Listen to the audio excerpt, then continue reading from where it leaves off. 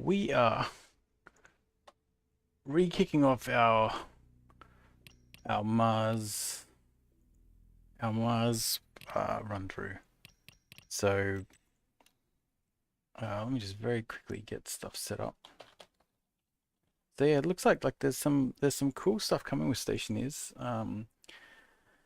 Like they want to do off-world, like they want you to be able to change planets and build in space at the same time as you're building on the planet.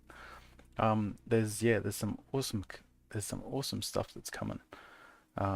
So I thought I should get back into it and re yeah re kick it off, and maybe teach a few things to a few people.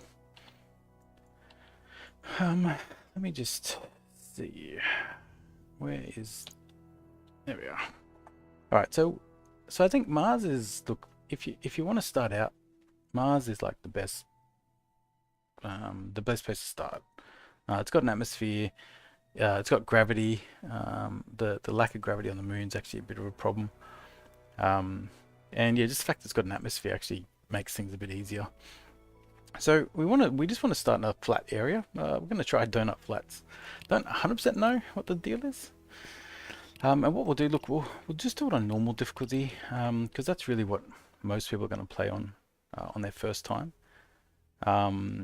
So, or I think you should at least play normal. Normal at least means you have to open up your helmet to eat. Easy, you can sort of just eat whenever. Okay. Beginner.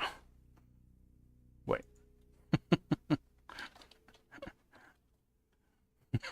Beginner. Beginner? It's got to be a double G there, surely. Mars. New player. Normally I play on brutal, but look, we'll just do standard. So you get a whole bunch of supplies if you play on standard. If you play on brutal, you get a very cut down supplies. So we'll do standard, and we'll just get this thing kicked off.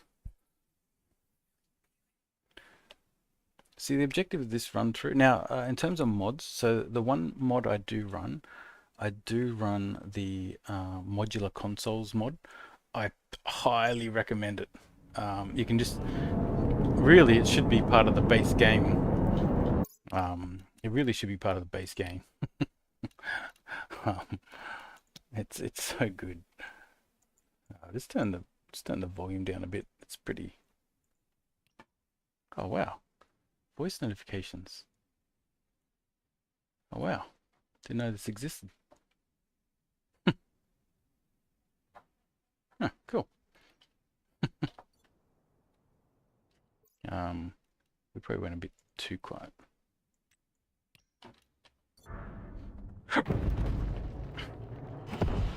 All right, so this is your lander. It's got like everything in it. So let's just open everything up first. Now, first things first, to detach everything, you need a wrench. So you should just detach everything.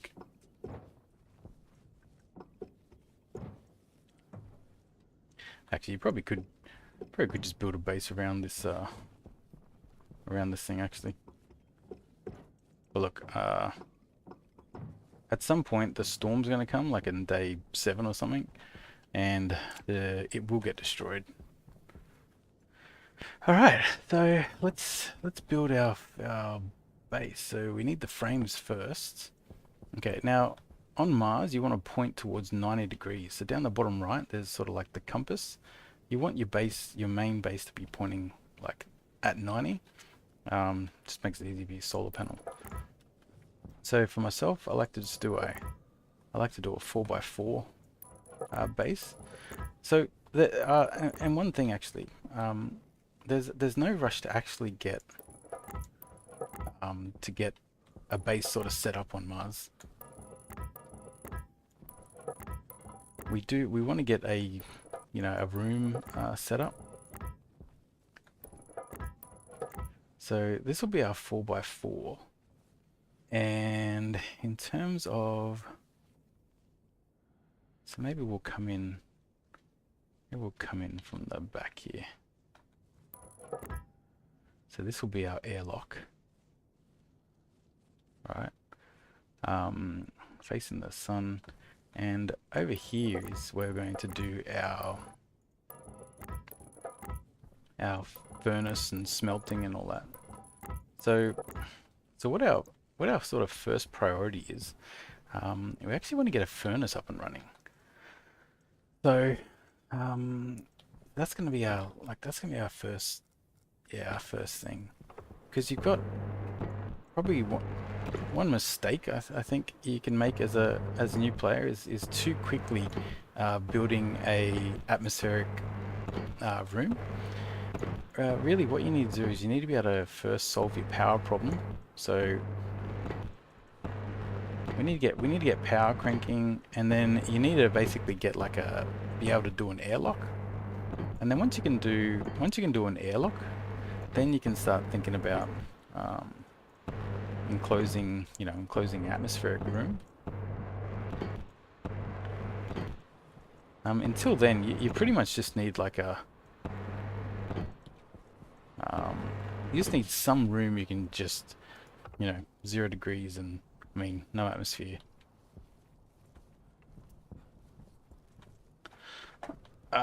Yeah, we can just quickly eat. So what we'll do, what are we trying to do? Where is our frames? So the reason we point towards 90 degrees is that's where the sun's going to be. So we'll put our solar panels up on there. Actually, I just remembered that we've got the basic solar panels.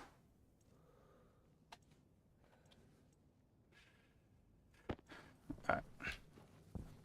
Actually, I should just bring this over.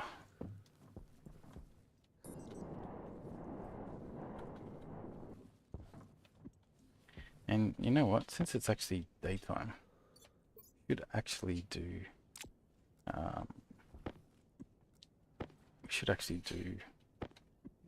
mining. Get rid of that. Actually, let's do the.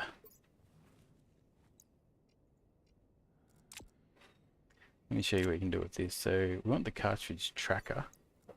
Alright, so we'll put the tracker in. So what this can do is this will show us where our lander is. So this will stop us from getting lost, basically.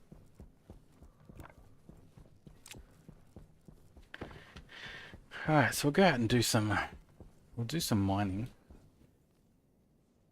And what we're looking for, we want to basically get enough resources to build a furnace. So our first objective is actually to build a furnace. And to do that, you just need a stack of iron and a stack of copper. So it's pretty easy. Because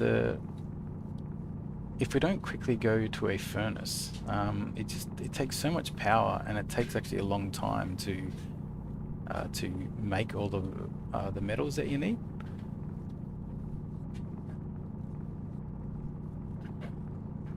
And so and all that does is it just slows everything down, right? Like it's gonna start draining your power, so you start running out of power more.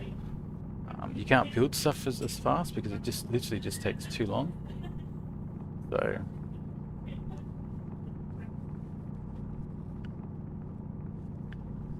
yeah, so once you get a furnace going, then you can very easily just you smelt stuff for days. So get one stack of silicon. We don't really need silicon early, but it does enable you to build plastic sheets, so you can have multiple. We probably start with a bunch of plastic sheets, I would imagine. But we'll just get a stack of this just in case.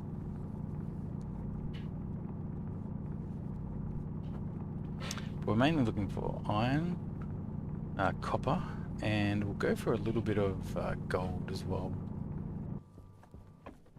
Okay.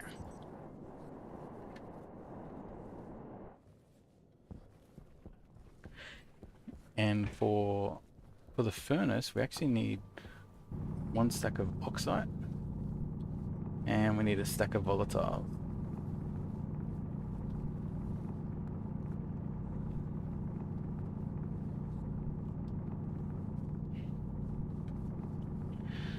So we'll get this, and you don't need really a full stack. Just 1 stack.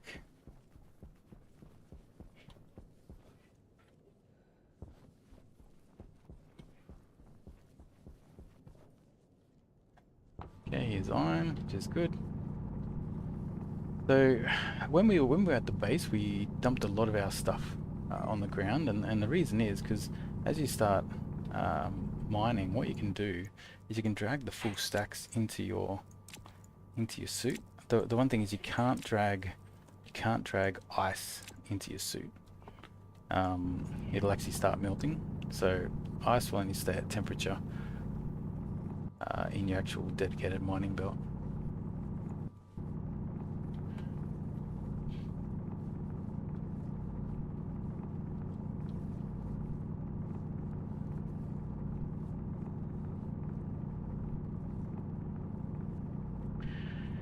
Alright, so this is heaps of iron. You literally only need like 2 stacks iron, 1 stack of copper is like heaps. Alright, so we've got our tracker, so we know where our base is even at night time.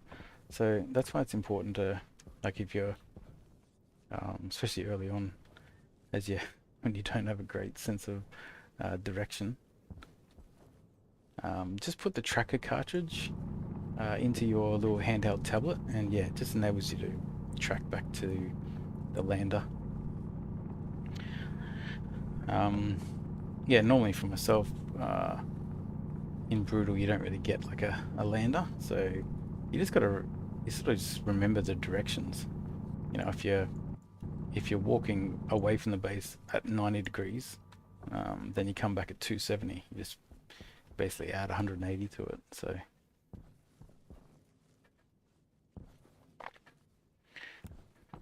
but I definitely have died by because I did lose my base. I did, and I was playing you know, hardcore, so 1 life, that's it.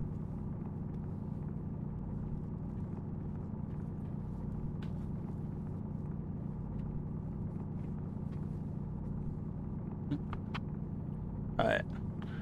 At least some thing out there too. I found it somewhere. Ah, cool.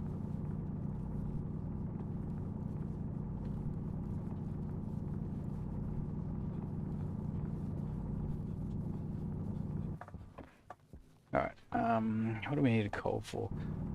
We just get, you pretty much just need 1 stack of coal for when you do steel.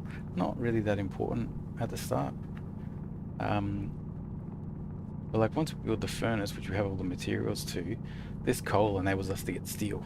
So we can very quickly get into the steel, which gives us those fancy solar panels, which means we can start doing solar tracking and stuff like that. So yeah, the logic circuits in this game is pretty,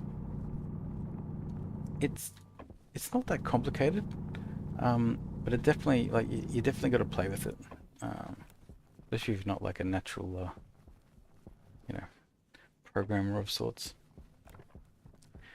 Alright, so we'll use the tracker. We know where our base is. I mean, you can also see that little orange light.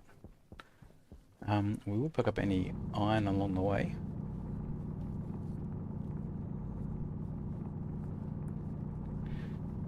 So what our core objective is to get the furnace going, and then once we get the furnace going, then we want to focus on power. And actually, I just remembered the oh no, we start with we've got oxygen and water. I was thinking of brutal.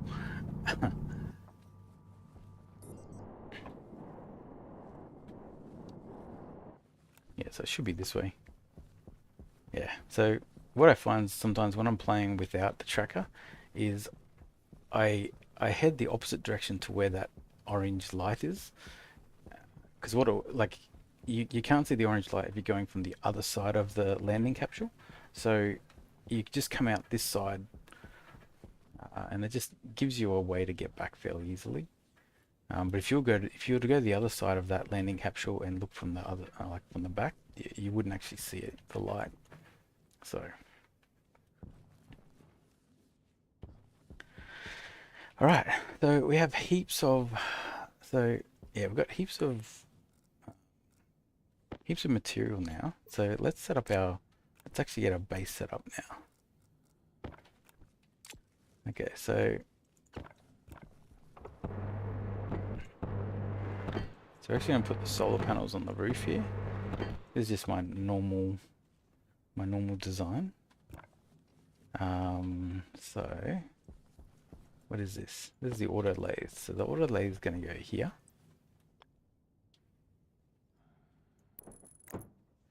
Okay. Let's just make this thing.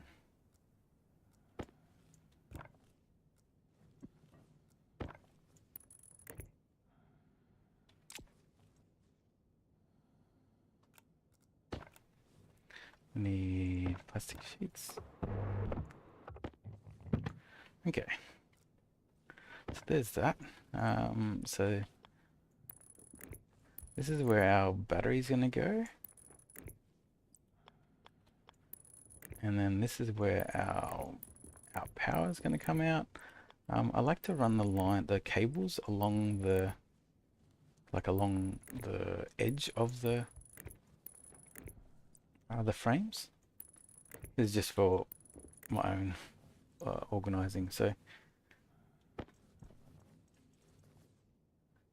arc furnace. So we do need an arc furnace. Let's just put this back. Okay, so the arc furnace is going to go here. All right.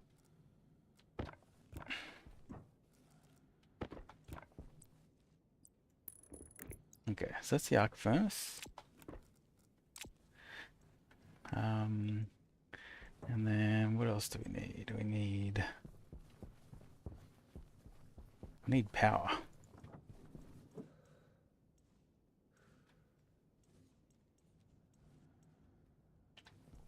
Got batteries, got food.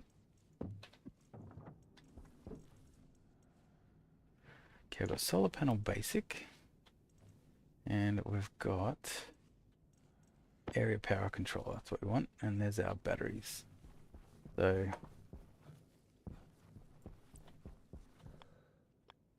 we want this to go downwards.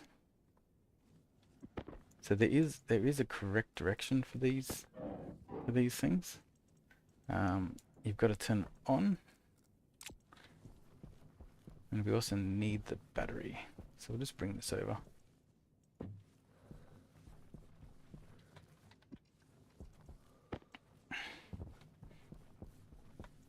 Okay, so that's got a lot of charge in it, right? So we can actually start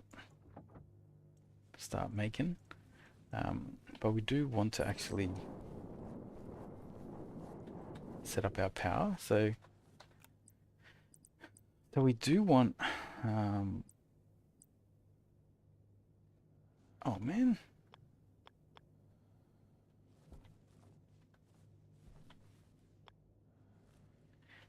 Okay. This is not what I was expecting. Okay, I guess we'll set it up here.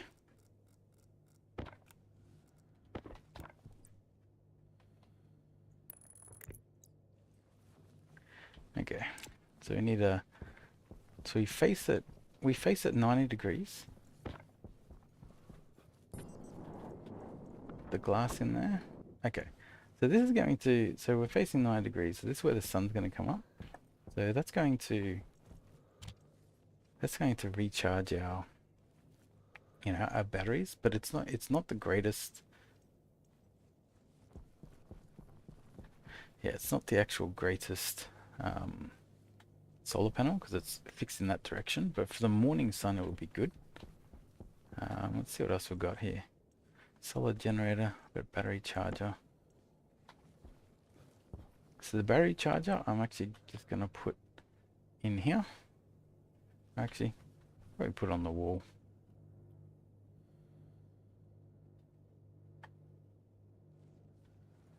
No, I'll put it here.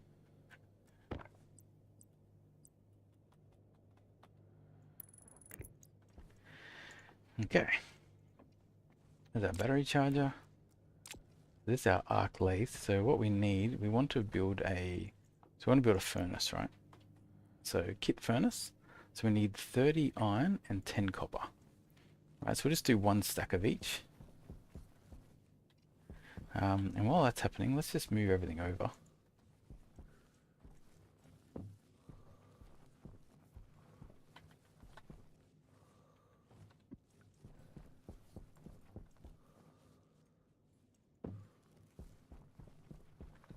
Okay, we've got food, water, oxygen.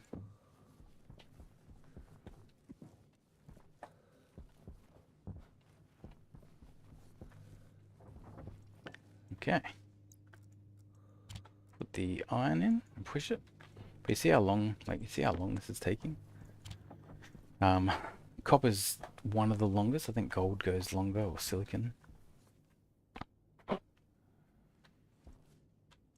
So we've got plenty of batteries. Like the key is there's no like rush to get everything, like to get into a, inside, like building a,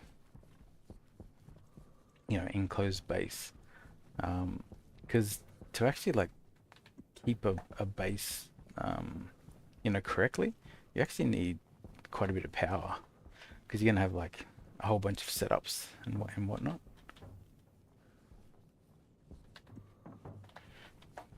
So you want to solve your power problem first, and then you can get the base set up. All right, so we've got iron and copper. So let's build the furnace. Now we've got plenty of power, but we actually don't need this anymore. Do I? Yeah, we actually don't need this anymore. So that's done its purpose. Now while that's doing that, let's see what we've got in terms of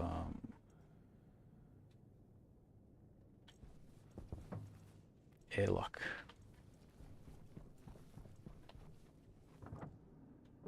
Okay, airlock supplies. See, now I reckon, though it's got most of the stuff we need, but I reckon you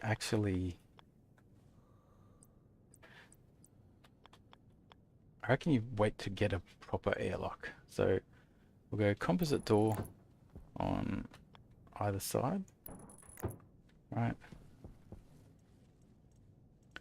Now we want walls. So just press that just so that we only get one.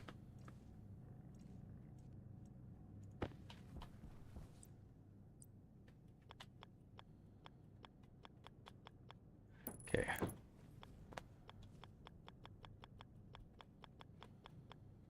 like my walls to be facing away. Alright, so that's that.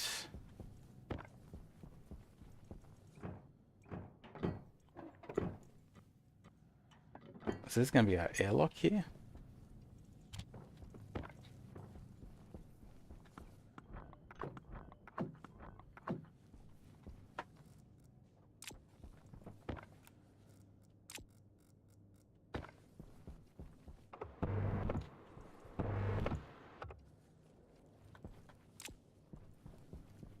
Okay, so we've got the furnace. So the furnace has to go outside, right? So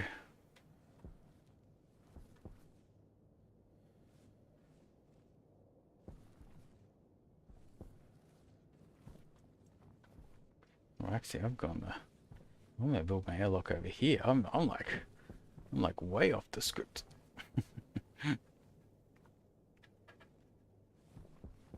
Yeah, actually, this is the outside of my base.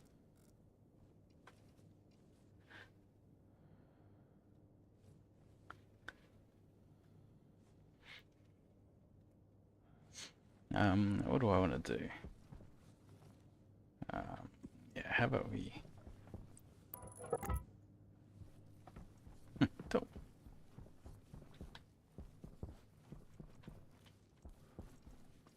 Okay, where's the rest of the frames?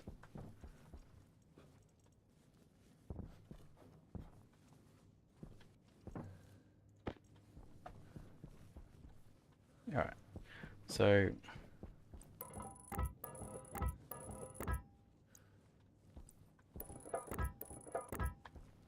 yeah, this is like the true outside of my base on this side.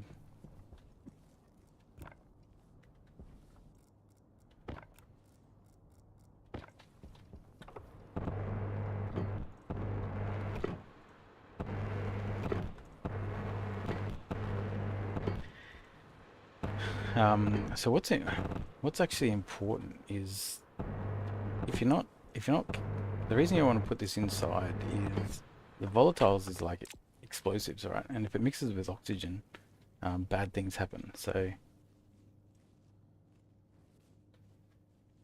and where did I just put the furnace there? So we'll put it over here.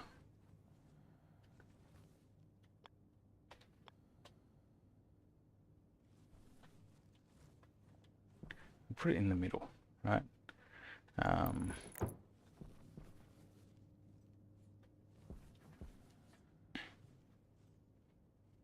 Actually, it doesn't matter, does it?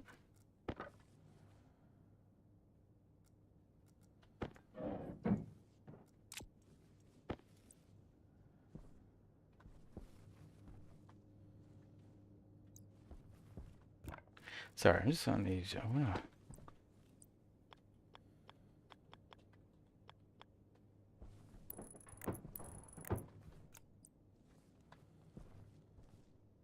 So for me, I like to jam it against the wall like this.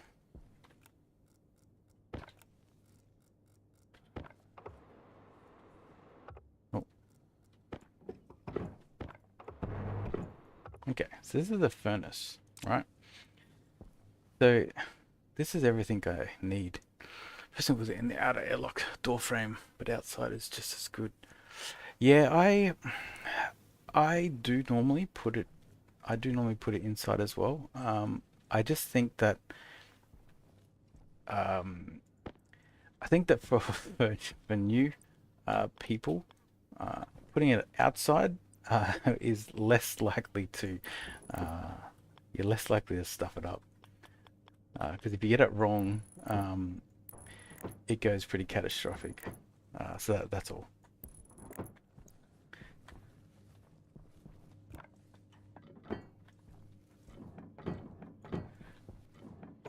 All right. So so the reason for getting this like furnace is it's to make smelting so much easier, right? So it took us quite a bit to get the iron and the copper all done.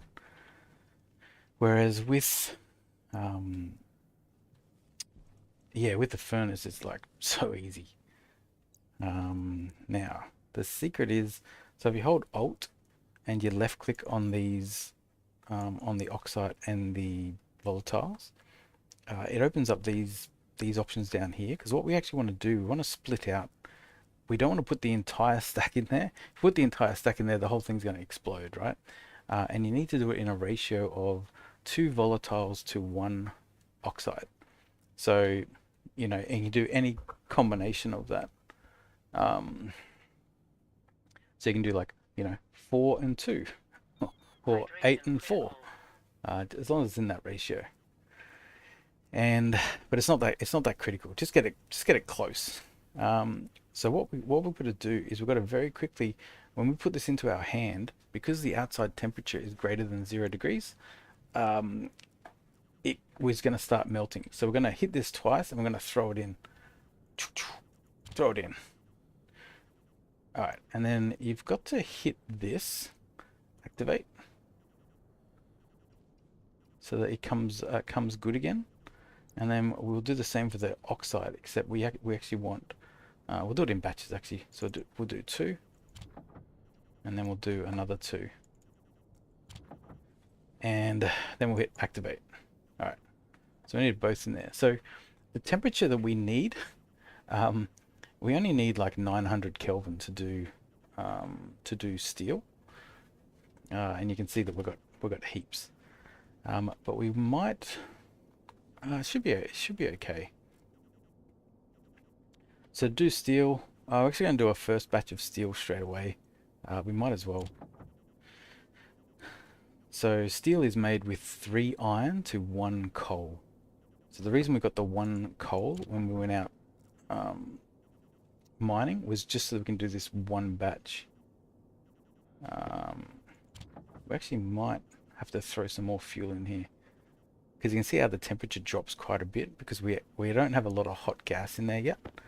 So this might not fully work. We might need to just top it up with some fuel. Yep. So let's just grab 2 volatiles.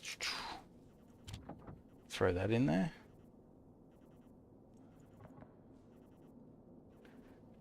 And this one, I mean, it doesn't matter about being too precious. Just what you do is just put a couple more volatiles in there. If the temperature goes up, great.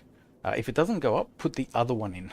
So if you put in volatiles and it doesn't go up, put in oxygen. It needs both. And now you can see this light's green. We've got, and it tells us we're going to make steel. So we just do this and we've got steel. Hey. Okay, let me just fix this wall. Looks like you have to make the wall. For steel we might need 206. Yeah. So you just need more gas in there. Now that there's more gas in here, it'll stay hotter longer. So yeah, don't be afraid to throw more in there. But the real power of this furnace, so we've got our steel, is just how quick it does everything. So if we want to do iron, we just throw in the iron. And as long as this is over 800 Kelvin, there you go, there's iron done. So, before when it took a minute or a couple of minutes to do iron, it's now taking seconds. And that's really the whole point of this furnace. So it doesn't take any power.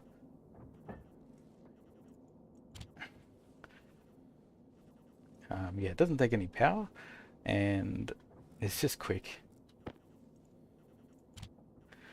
Okay, I've got silicon, but silicon needs 900. So we might try. We'll throw some more oxides in. Temperature should hopefully go up. Nope. Okay, throw some more volatiles. Temperature should start going up. See, you basically just you just put in stuff until it starts going up. You do have to care about the pressure. It will explode at some point when it gets to, I think it's 50. But yeah, until then we're good. All right, so we've got the furnace going. The next thing is power. So yeah, doesn't take sun power. So we actually need to find gold. That's actually something we didn't get on our first journey. So we'll actually go out and do that.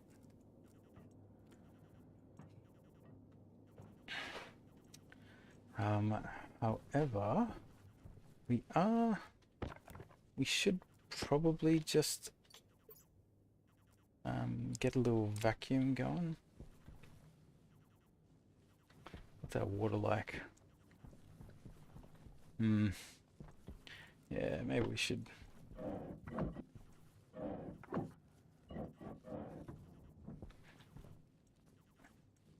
So for our first, actually, we actually don't need to do this. We can just do it in the open air. Just don't do it at night time. We should just be able to eat and drink, just in normal Mars temperature. Just as long as it's daytime. You will cause damage if you don't. Let's grab our beacon, which is, yeah, makes it a little bit easy, but this has been new. What are you what part are you doing in Stationeers? What planet and whatnot? Dax or Daxon.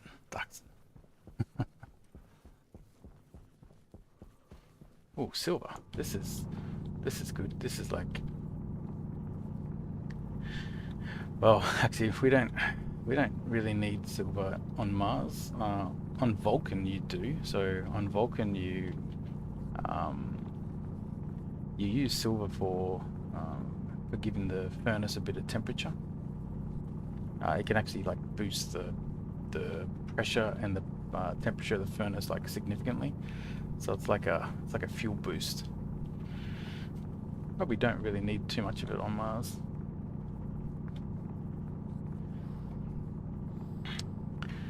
Yeah, Europa was interesting. It's like you got this 100% oxygen, you know, atmosphere.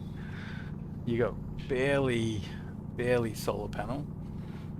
Um, I haven't spent too long on Europa.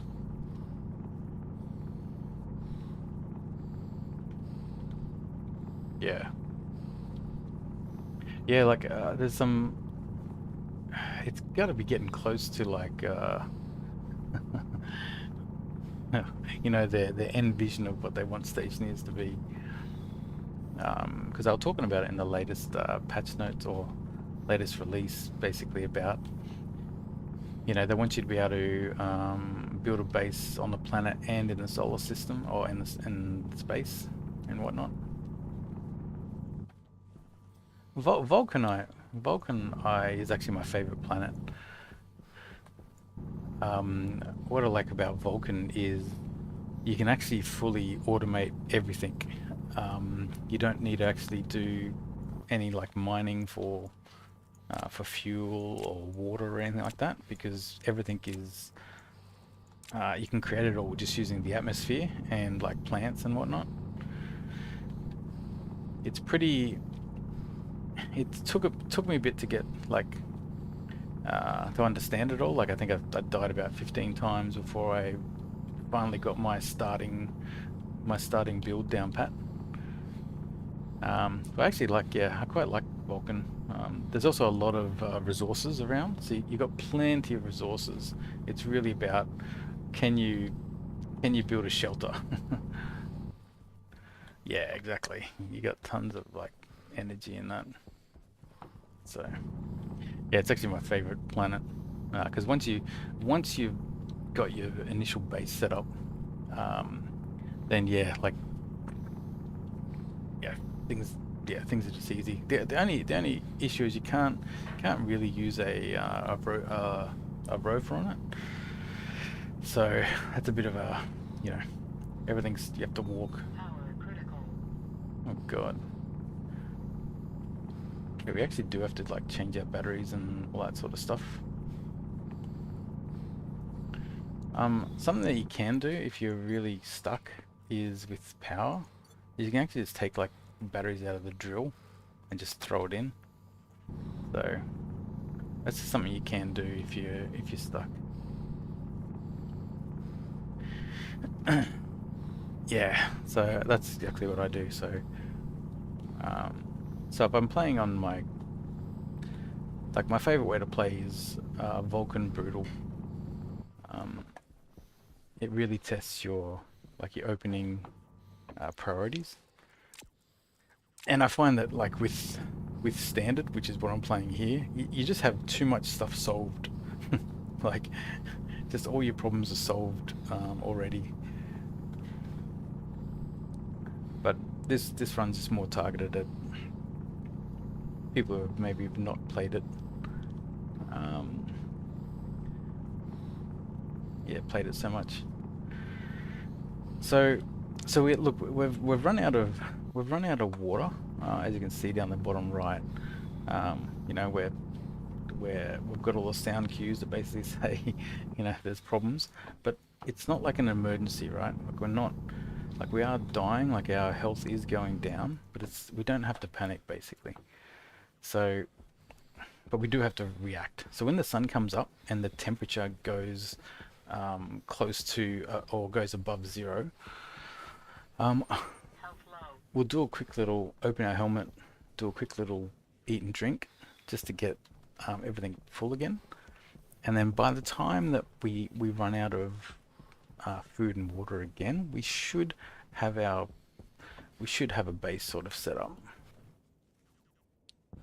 We'll see. We're going a little bit slower than normal, but that's okay. There's no real rush. Alright, so what is the... Alright, we don't need this tool. Alright, 800. So with silver, so if you throw silver in here, you'll see that this will just pump up the temperature.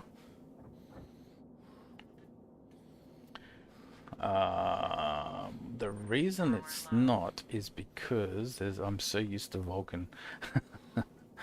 So in Vulcan you have tons of volatiles in here, but on this planet you don't. So I think you'll find is that if I put in more volatiles, the temperature should go up, and should go up quite a bit because of the silver. So you can see that the temperature's going high, and that's just the silver. So we just get the silicon going. So yeah, silver's like an accelerant. So super handy on planets like Vulcan, where you don't have the ability to mine ice, and can also be used on Mars, but you got to put in your own volatile. All right, so the sun's coming up, so we'll finish off all this iron.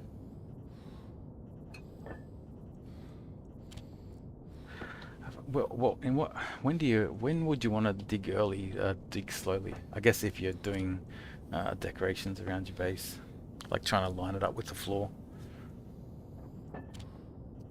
I've never had a use for it. It's like an emergency. If I'm using the pickaxe, it means I've stuffed up. Alright, so we've got... Okay, actually, we still didn't solve the problem. We actually need gold. But look, let's solve our drinking and eating. So, what we can do... So we have to unlock the helmet. Now, the temperature is -1 degrees. It should be okay. So we'll just open our helmet for 0 degrees. We'll open, quickly drink a bit, close our helmet a bit,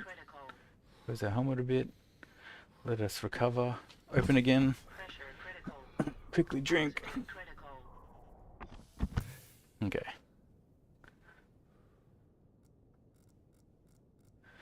Oh, we got our life support is going down.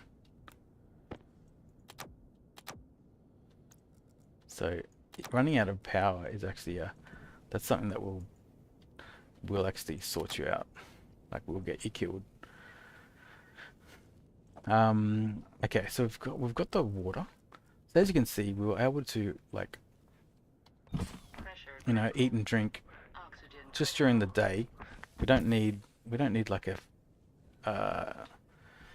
we actually don't need like a base to eat and drink on Mars. As long as you don't do it at night time. If you do it at night time, I'm pretty sure you'll get some bad damage. Alright, so what we didn't get, again, was gold. We missed out on getting gold. We gotta go out and get gold. I usually make manual airlock quickly and eat inside airlock in waste gas. Yeah.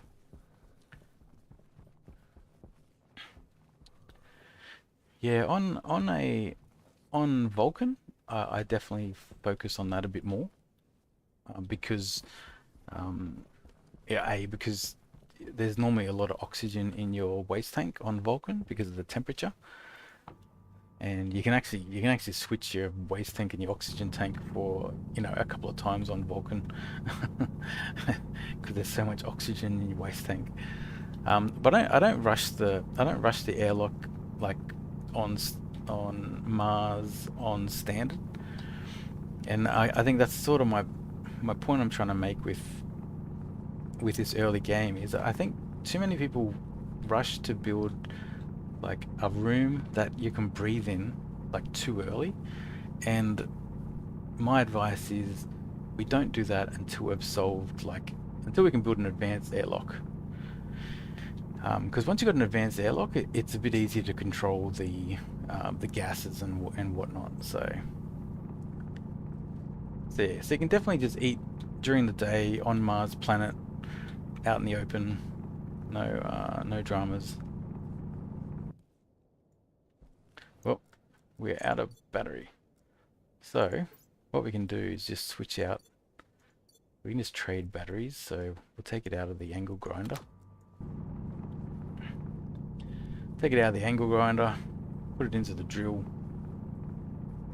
So this gold is important because um, we need to build the next crafting stations. Don't know how much, pretty much dead in the Dow too. Yeah, 100%.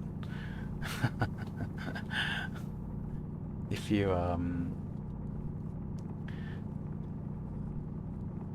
yeah, so Vulcan is pretty cool, right? Vulcan.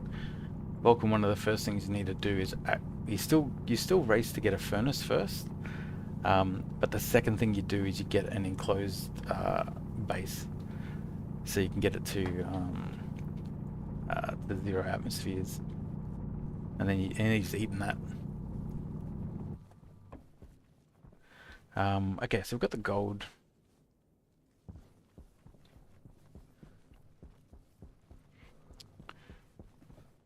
So we'll go return this. Yeah, same with probably Europa as well. I imagine Europa doesn't get very warm, so I think on Europa you'd probably die if you didn't have a mini airlock. Alright, it's a good thing about gold. Gold you can make in pretty much any temperature. It's like it just well, not any temperature, but alright. So the reason for doing this is so that we can start building our next crafting benches. So we need a hydrophilic pipe bender. And I just saw the iron's a bit low. And then we'll also build an electric printer.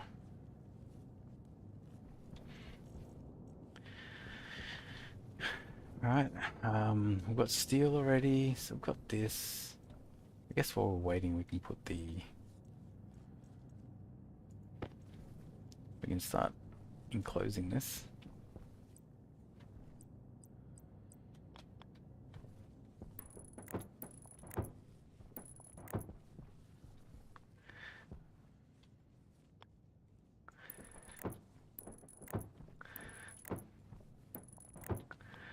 Yeah, actually, do I have... Maybe I actually start with 2 active vents. Haven't checked. Let's have a look what we've got. What do we get in this airlock? Because yeah, I'd agree with you. If we've already got 2 active vents, yes, you only get 1. Hmm.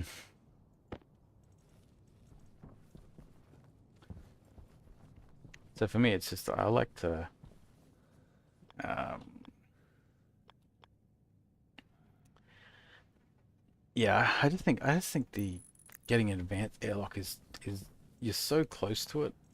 I reckon you're better off just doing that. Um, let's go. Okay, so there's one. So we'll go console.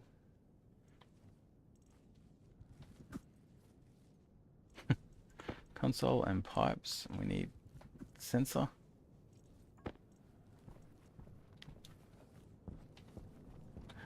Yeah, no, exactly.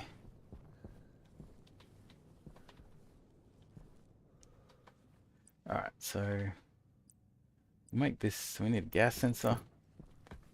The console, put up here.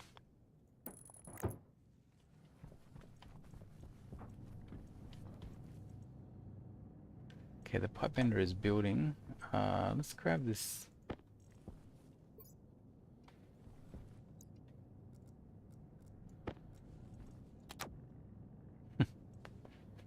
Put that in there. So we've got this. Yeah, we need the active vent, which is coming.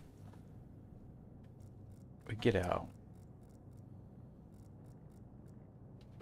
Let's just get our tool belt broken.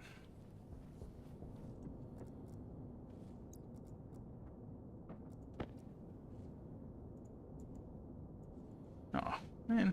So you can just throw it in there.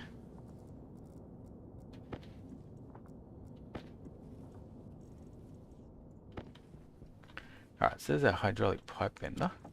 Now what we need is the electronics printer. Build one of those.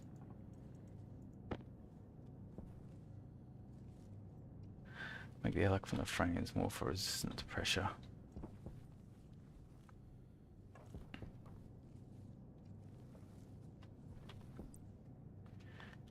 Yeah, you need to on like the only time I do that is on the planet called Venus. Venus is a different animal.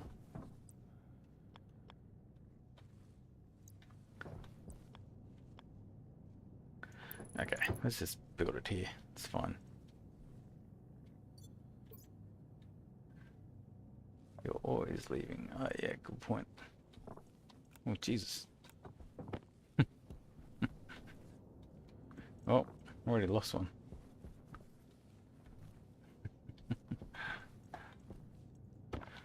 Alright. Yeah, we'll find it. Okay, let's do this. Pipes. We need plastic. And we need screwdriver. Okay, we'll do that. And then we'll do the electronics printer down here. Let's get the pipes or the cables done. So move this out.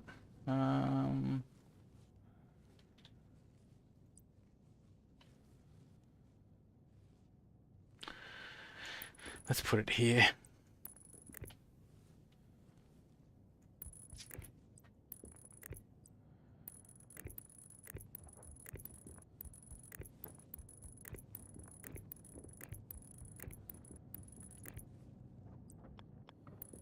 Okay. Okay, electronics printer. Put there. Same build. Everything's the same. Oh, it's hard to read what day it is with the white on the font. What do you mean?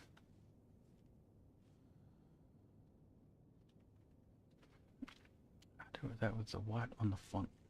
Where's the day?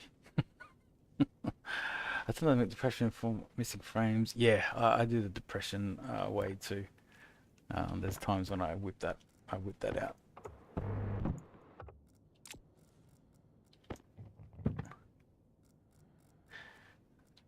Okay, so we've got all this. So this is a bit of a problem. Yeah, so our solar, we don't have any sort of proper power generation yet. what we actually want to do is we actually want to build a proper solar panel. Actually, we want to do two things. We want to build let's start off with a battery. So we want to actually get a base battery. So let's put this in.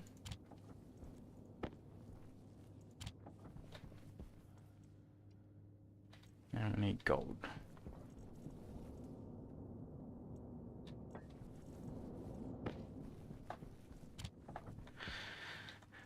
So I think my first batch of steel goes into a battery, and then we build solar panels.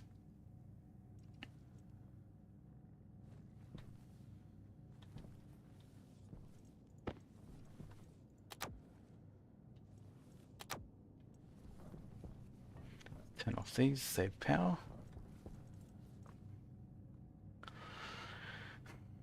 Alright, and then ideally I actually want to get my solar tracking using IC.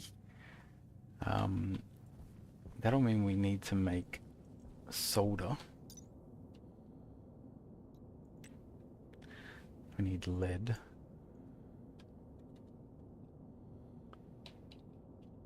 And electrum.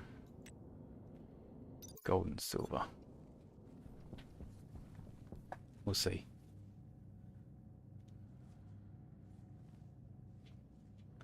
Otherwise we can just do the old school logic circuits.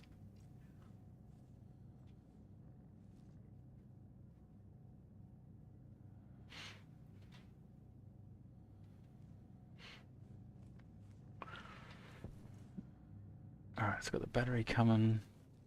We're 26. So that's okay. We must have more batteries in here, I reckon. Yeah, there's like there's a couple of small batteries. There's a portable power generator. And that probably has fuel in it as well. So we could definitely... Actually, do we set that up? Maybe we just set this up. Because technically this is what people are going to need to do.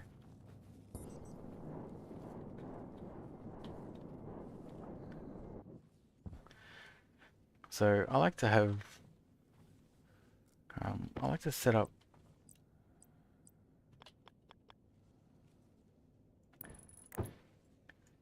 Yeah, my power like... in this sort of area. Now I don't know if we can put a portable generator on a... this should be fuel, right? Yep.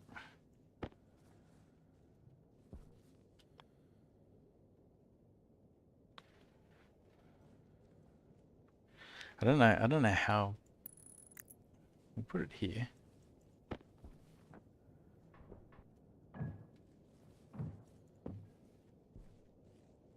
Don't know how much this makes and whether it's gonna like blow.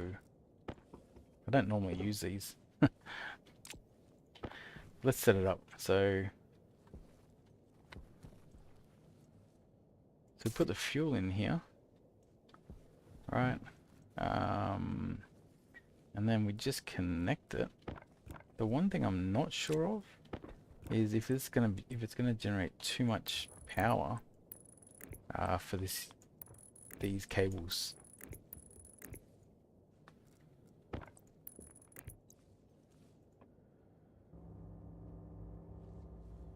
Alright, so far so good. Just let that run for a bit actually. Especially once we get the battery set up, right?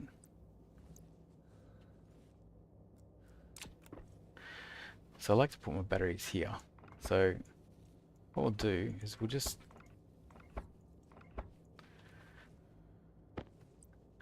Now we're actually going to start from over here. Because... Ah, shit. I did this last time. We first need some steel sheets. On Mars, water gen is fine. On Moon, it might explode sooner or later when you run it constantly. Right.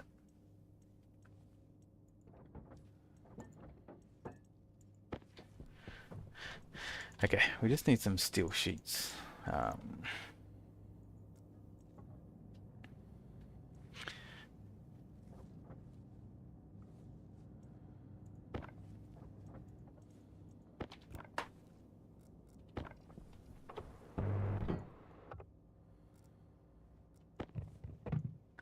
Okay.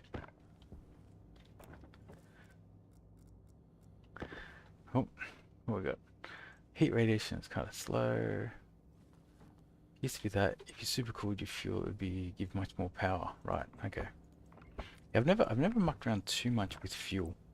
Um, I did. I have set up. What's that thing called?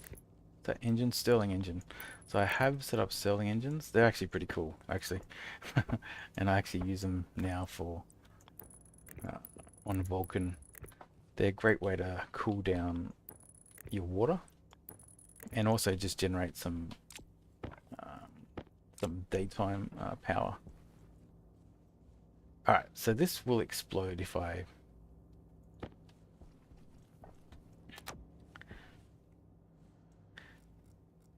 So I want to just get rid of this. Ah, it doesn't have a battery in it.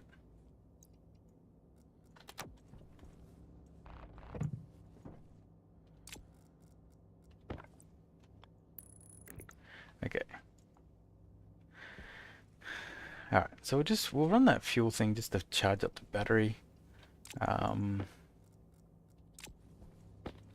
So we can put these in here now.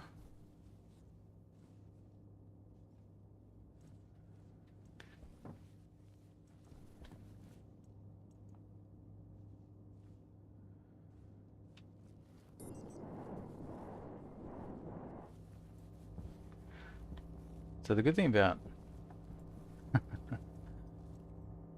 thanks, I can't. I see. There's the day thing down the bottom. It said 3 days. It said 3 days.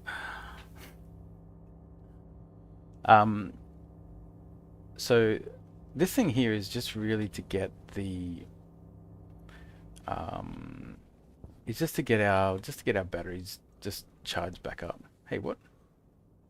Uh oh. Oh no. So this is it really doesn't generate that much power. And how much portable generator?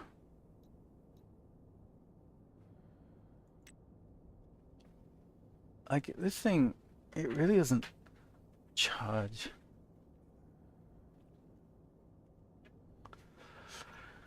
Let's have a look. Ah, okay. It's pressure driven, so functional for lower temperatures and really efficient. It's super cooled. Okay, so maybe okay.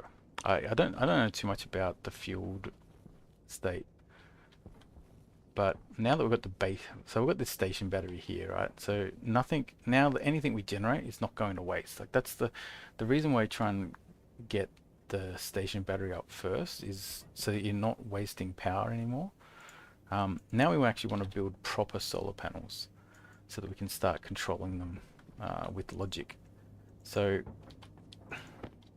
we'll get this. What else do we need? In copper.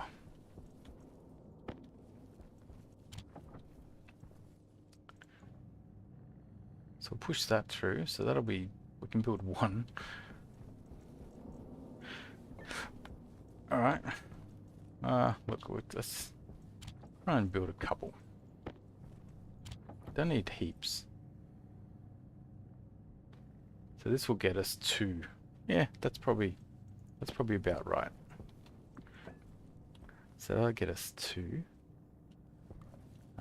We'll turn off this now.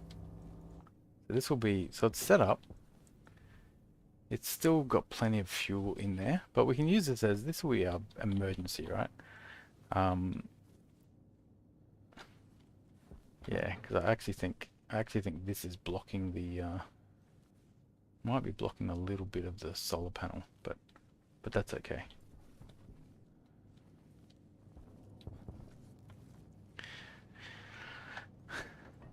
All right. So this is our first solar panel. So we ideally want the solar panels.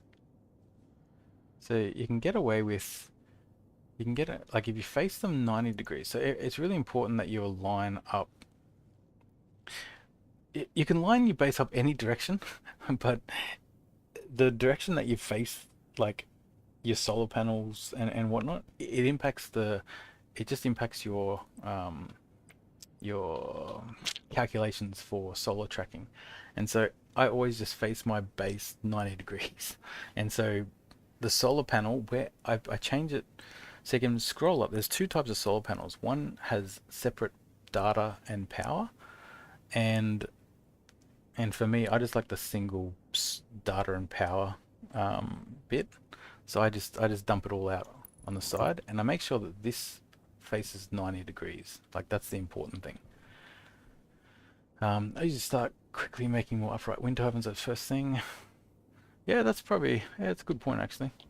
I actually don't build the wind turbines, um, or at least not.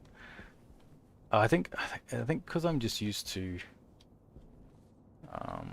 Vulkan, that's all. So I've sort of everything's just like built with that in mind. All right. So here's our solar panel. But you're right. Like a couple of wind turbines would actually be pretty good. It's like it's a simple way to at least get some form of power, and then when the storm hits, you're just cooking. All right. So now that we've got this up, so this will actually generate power.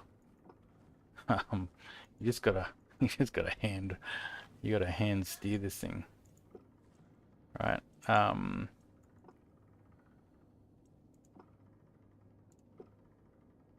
Okay. All right, so we've got that, and we've got a second one coming. So let's just put the second one up now. If you put two gaps in between them, so 1, 2, then they won't block each other with the sun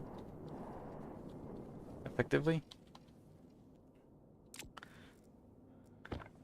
So it's definitely worth doing.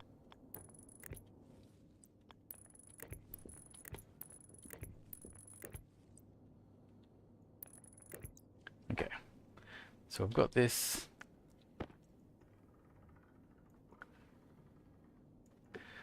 I'll show you how I do it. It's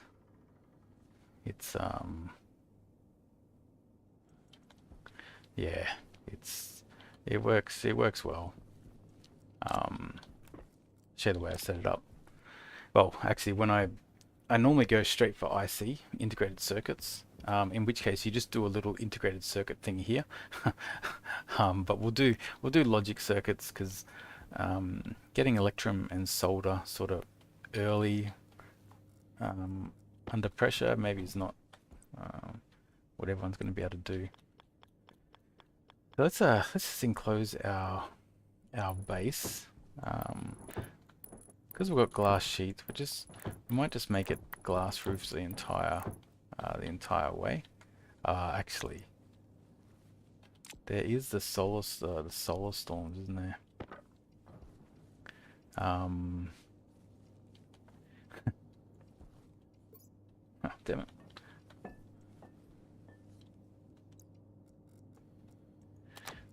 So because there's solar storms, I'm actually going to put a solid roof in sections because otherwise you just go blind.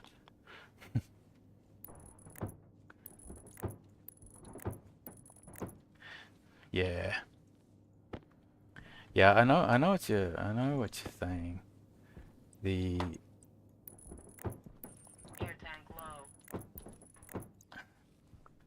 Let me just set this up and we'll go through it. Because it's this one little circuit that it sort of goes that you make isolated. So it's actually not that bad. Like you don't have to make your entire, like it's sort of like your solar coordination is actually sort of cut off from the rest of your base. Now iron sheets. Looks like we might be out of iron sheets. Oh, yeah. We're gonna need a bunch of iron sheets, so we might just make these. Oh, there's a gap.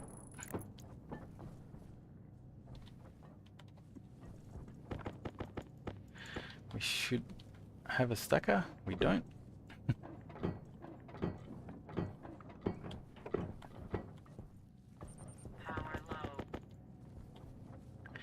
Alright, so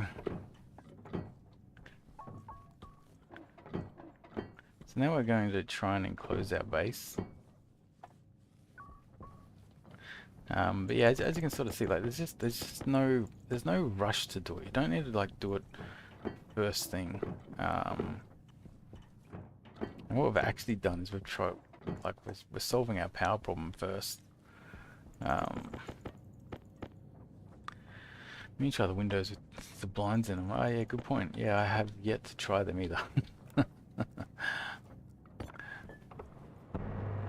Let's just make these solid.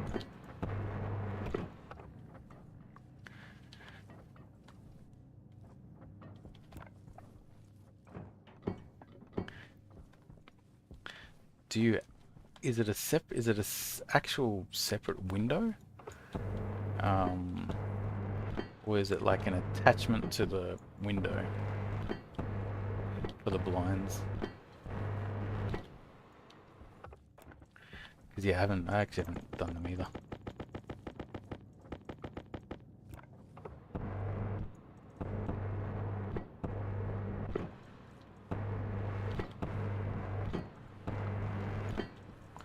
Okay, let's just get all enclosed.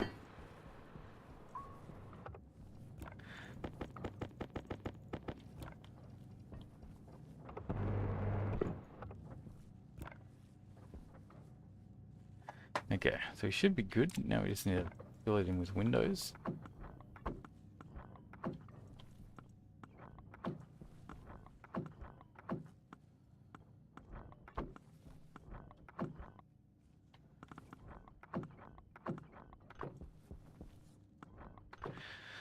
Okay, it's a separate thing. Okay. Yeah, I've yet to try them, but yeah, definitely like if you've experienced a solar storm, it's like God. It's like you just can't go outside. It's just, everything is just it all goes crazy.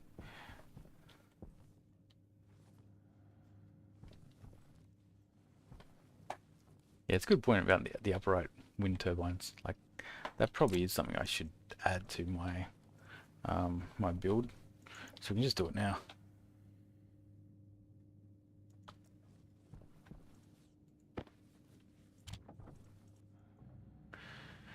Alright, what's it gonna build? This will build 3. Okay,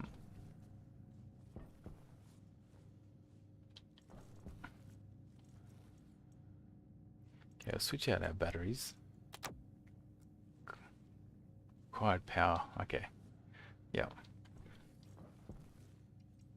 Oh shit, that's right, air.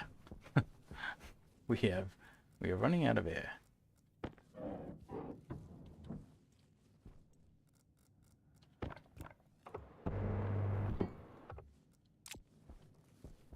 Okay, we can actually finish off the airlock.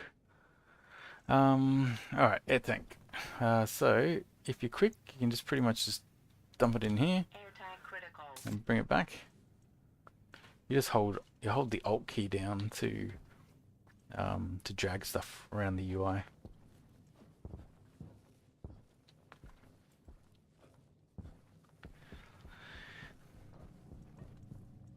Alright.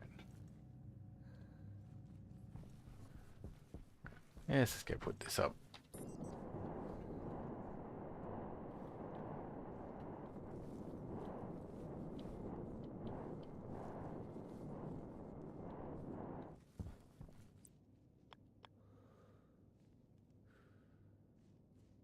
Oh, needs a frame. It's like, oh man.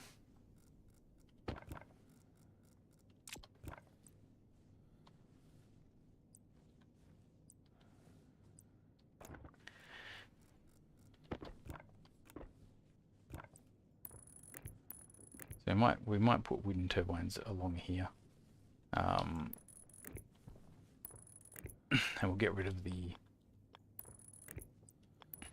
portable generator.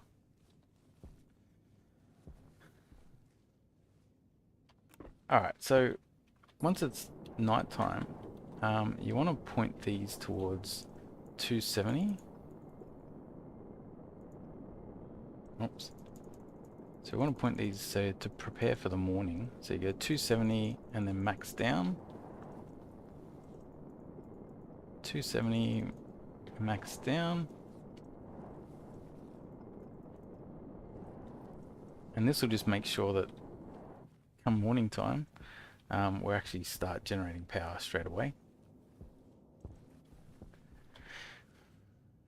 So until we have automation, we've got to do a little bit of manual work to keep our power up.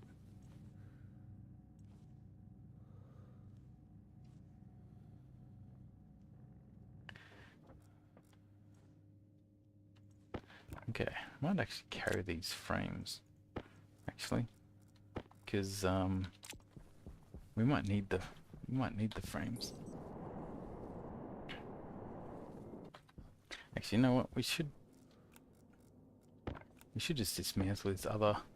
We don't need this one anymore. I don't normally build them because they're sort of a bit limiting. What do I want to do with this? Do I leave it? Nah, let's move it.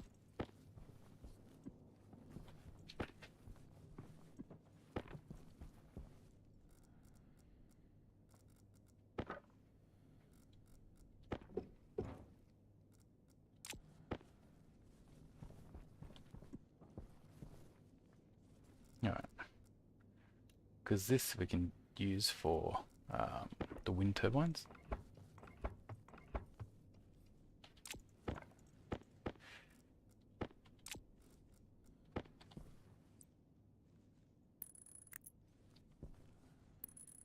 Okay.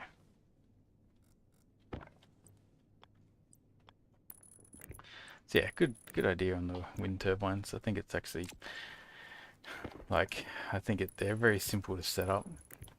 They do need to have a frame, but as long as they've got a frame,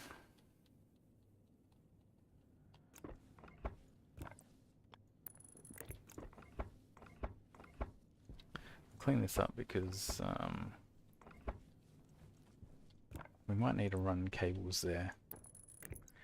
Alright, so I've got 3 wind turbines once this one's plugged in. We've got 2 solar panels, 3 wind turbines. That should at least, you know, that should be doing stuff. Let's get a set of stairs so we don't have to keep doing that jump. Best thing wind turbines that you do not have to repair. Yeah, good point.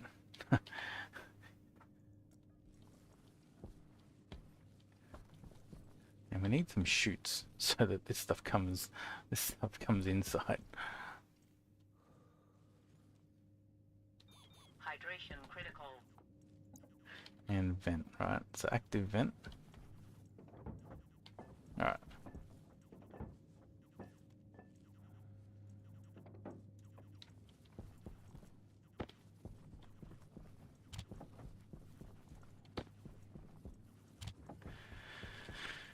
Yeah, I eventually enclose stuff and whatnot, eventually. So we'll get an active vent, so we'll sort out this airlock. We need another passive vent. Give trickle of power at night.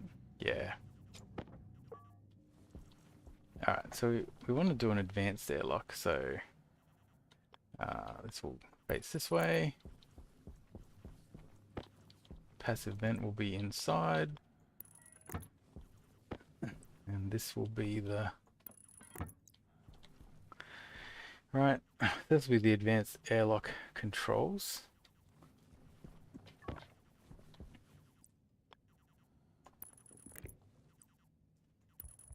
Comes down here.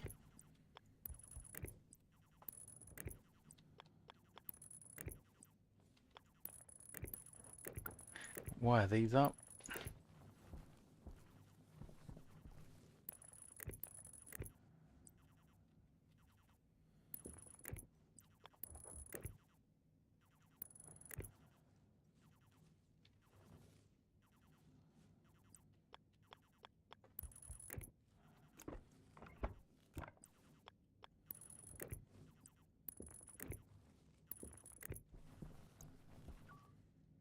Okay, so I've got this.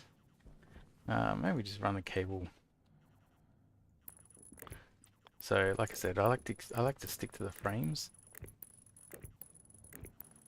So, like the frame edges are reserved for power, pretty much in my base setups.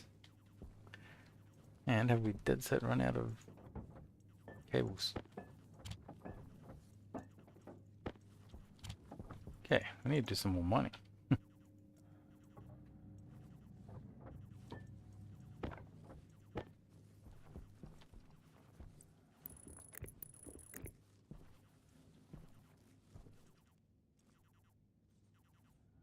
Okay. Hey, Dragon's Breath. Yeah, space is going good.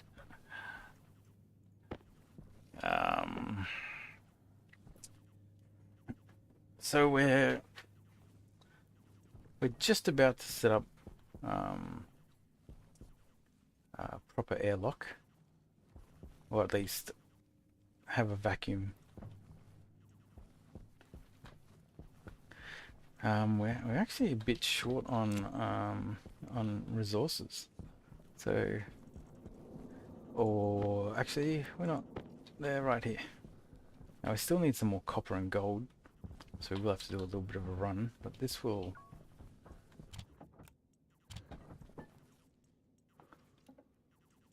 Okay, we're out of power. So the power should start kicking in. Turn these things off.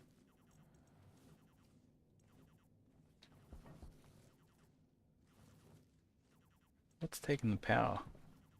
Is it... It could actually be these doors are taking the power.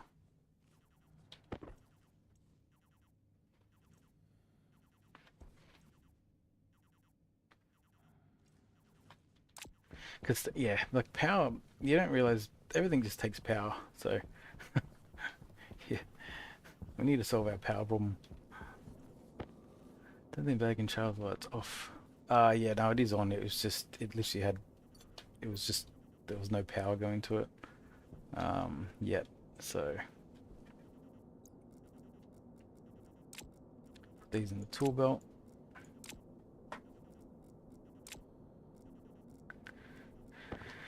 Alright, so we'll go. We need copper and we need gold. Actually, we're about to... We'll do a quick drive-by eat. Pressure critical. Oxygen critical. Pressure critical. Oxygen critical. Okay. That should buy us a little bit of time. Yeah. So we want to get...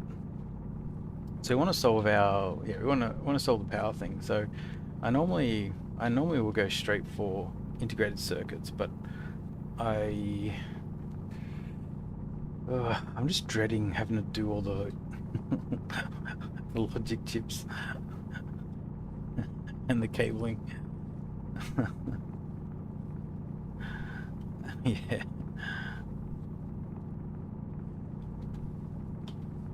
So but yeah, I might do a quick We might do logic chips. So we'll see. We'll see if I can get, if I find some lead on our journey. Um, we might change tact. Yeah, integrated circuits are really, they're not that complicated if you treat them like a logic circuit. Because there's, like, instead of putting a logic circuit down, like a logic reader down, and wiring it up with a screwdriver and all that, you write just a simple one line of code, but it's very like basic. It's like basic syntax that if you treat it like you know it's just you write it exactly like this. It's not that complicated. um, so yeah, so all the scripts I use, they're all ones I've written, because I think like half the fun of this game is like solving those sort of problems, but and building these sort of modular consoles, like the sort of like my fuel mixing modular console is really cool. Yeah, the furnace controls and water and all that sort of stuff. When I saw it wasn't the latest patch notes, but I think the one before, they spoke about they've made changes so that it's easier to set up the satellite, to automate the satellite. And yeah, so I was able to write some code where it'll basically just find, it'll, it'll find it'll find the closest contact, and it would just, send them to the base. So I thought that was pretty cool. So you could sort of you just turn it on, and at some point you'll get a lander or a trader landing on your landing pad.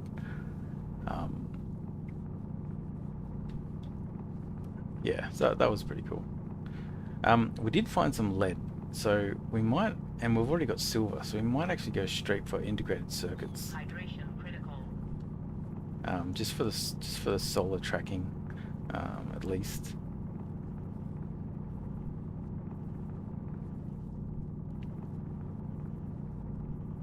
This is way too much lead. We don't need this much.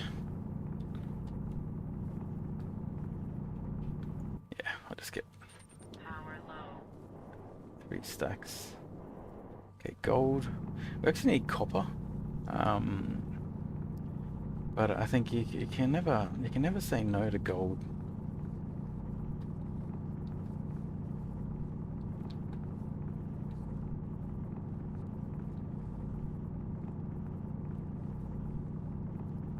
So we'll put this.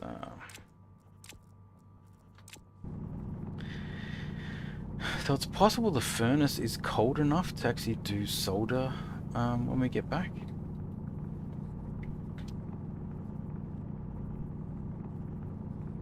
We'll have a look, and then we can release the pressure for electum as well.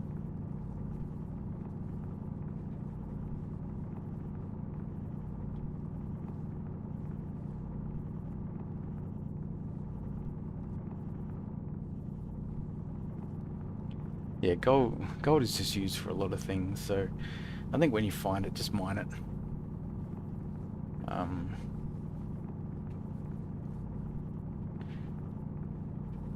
Yeah, especially once you start doing like chips and whatnot. But yeah, I didn't touch the integrated circuits much until yeah, till a little bit ago when I was trying to improve my brutal Vulcan run.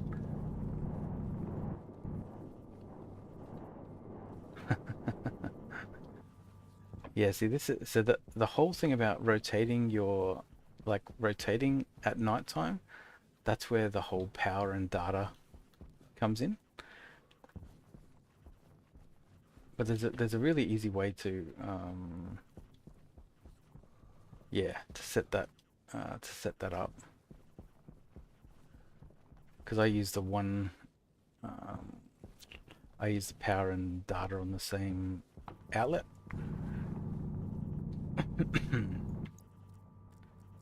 Alright, so here is copper, which is what we need. So we actually have plenty of iron back at base.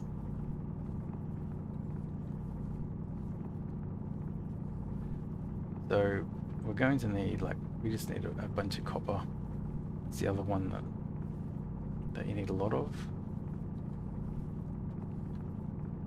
All your cabling and all that sort of jazz. Sometimes I go straight for heavy cabling, like, you know, the earlier you switch to heavy cables, the, the easier things are.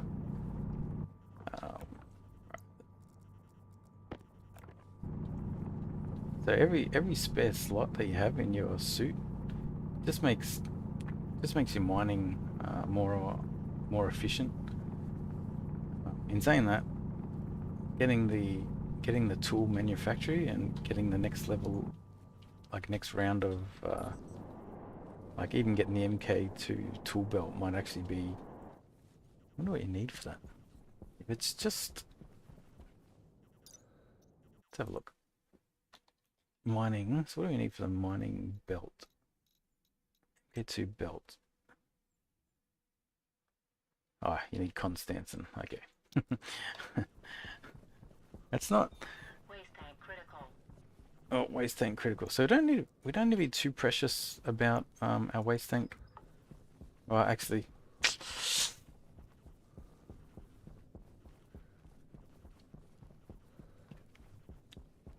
cardboard boxes. I haven't used them too much, but I definitely can see the storage implications of them. All right, so what temperature we got? So okay. All right, so I've got 680 Kelvin. Let's just pause. So solder needs to be cold. Yeah, so it needs to be between 350 and 550. And we've currently got 600 Kelvin. As we throw stuff in, oh, I see what you mean. Cardboard boxes, as in, if you had like a heavy cardboard box, yeah, in your backpack, you could load ore in there. But yeah, the mining backpack is actually the way I do it. Yeah, the mining backpack, you do the same sort of thing. It just holds a lot more than a cardboard box. And you don't have to be wearing it. You can just put it in your backpack. Yeah, so look, so for solder, right, so we basically need, so it says half and half. Basically, that means one stack iron, one stack lead. But it has to be between these two temperatures, and that's actually a little bit of a challenge. So we've got 680 here. So let's close this up. Lead, unfortunately, makes it go hotter. Except that's when I'm talking about like Vulcan. Okay. Let's throw iron in. What do we got? Alright, how are we gonna how do we cool this down? I guess we could throw,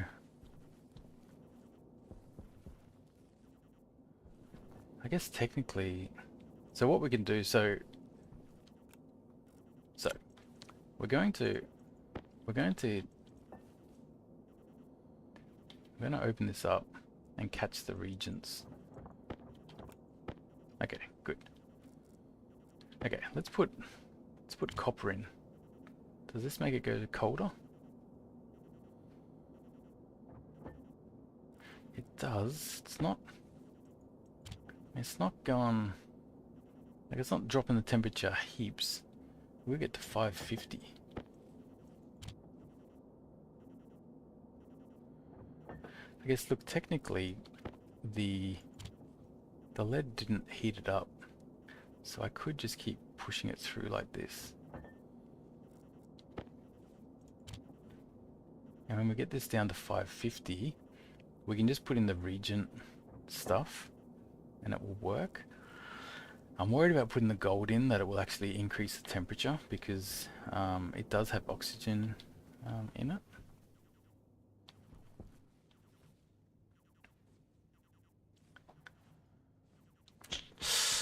How else can we cool this down? Maybe we could try. Oh, yeah, cool. It kept going down. We're just trying to get this under 550.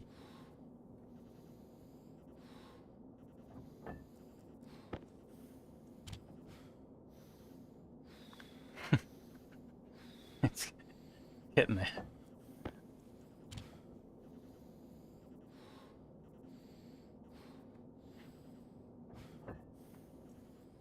Okay, so alright. Okay, so we're gonna need to let's get copper, iron, gold. What happens if I now put it in?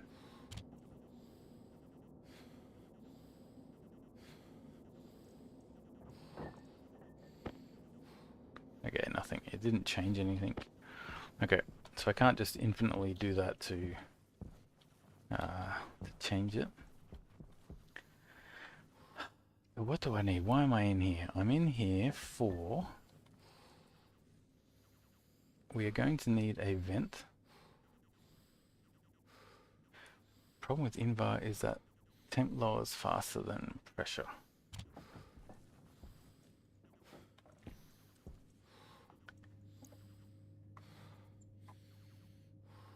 Yeah, this thing is cool. Yeah, the first round of... Like, they're all pretty... They're okay. Like, what's Invar? I forget which ones. Yeah, so this one is... So this one basically is the way you do it is normally with silver on Vulcan, and you just... And I think what I eventually ended up doing is just put a back pressure regulator and just put it in 19 point whatever. This is why I clad my furniture. Wait. Yeah. But yeah, no, you're right. Invar is the annoying one, and then you do it on the way to Constantin or whatever, because this one is more open. Yeah, you still need it to be hot, but it can handle... So you do Invar, and then you just push the pressure to do Constantin. Okay. Lockers for the furnace area would be nice, and nothing blows away. Yes. Actually, I think we come with a locker. Hey, let's put this stuff inside. I think we actually have some...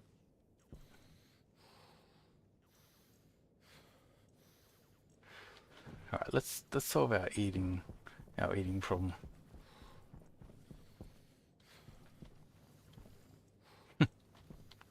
Yeah, I think there's a locker in here somewhere. Yeah, here. Container mount. Locker. Yeah, actually, these containers will eventually blow away if we're not careful. Actually, I don't really want this here, but I'll put it here anyway, just for now. But we'll actually put chutes. We'll actually use chutes so all this stuff comes inside the base.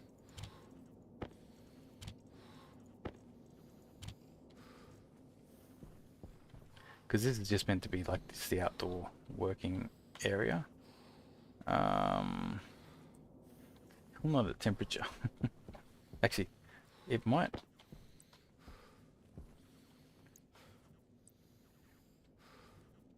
It might actually help when I add more piping. thinking about it. So we want that. That'll be the valve.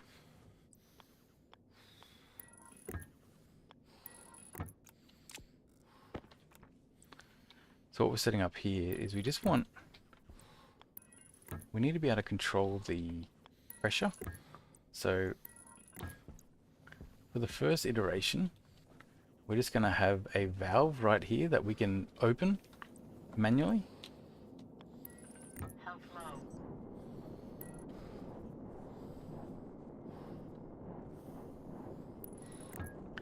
And I really like these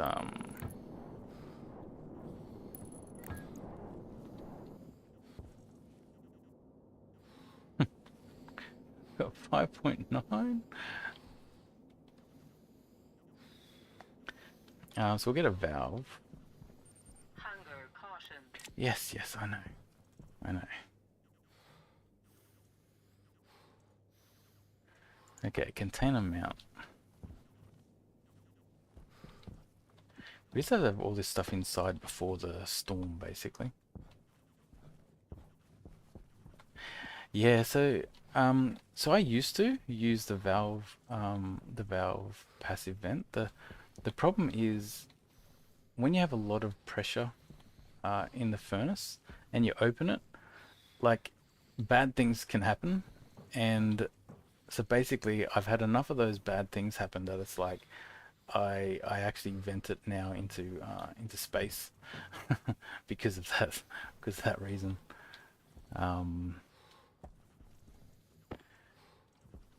But yeah, no, I will typically start with that, like with if I'm playing brutal, I'll typically start with just a valved passive vent. So here we want vent. No, what's it called? Valve. So need copper. Yeah.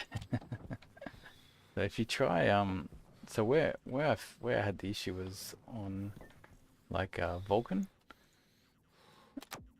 The Vulcan's pretty like, and I also play with like, you know, one death equals game over. So on Vulcan, yeah, I used to have the vent like really close, and you open it up, and you just like either get like turfed off a mountain, or you'll get pushed into some like you'll hit a wall basically, and your suit will break. And because you're on Vulcan, it's 600 degrees outside. That basically just fries your lungs, and then that ends your game. So it's just like if you're not playing with any sort of like consequence of like your suit breaking and whatnot, it doesn't really matter. But yeah. So anyway, so since that moment, I now do this because then it just vents up there and just nothing bad happens. That's the so, and if you have a look at it, like how much does this cost? This is like what, 10 iron? Like it's such a nothing amount of resources. I'm a little bit worried about eating and drinking at minus 46 degrees, so I'm going to hold off. But we should just get prepped.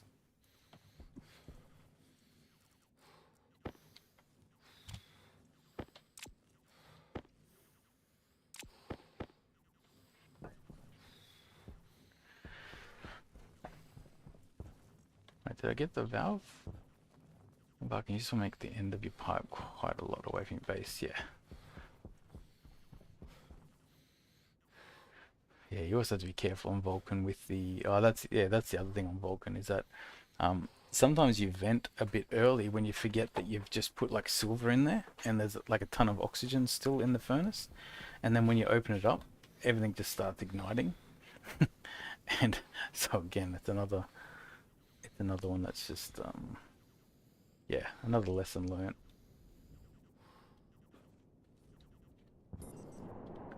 Okay.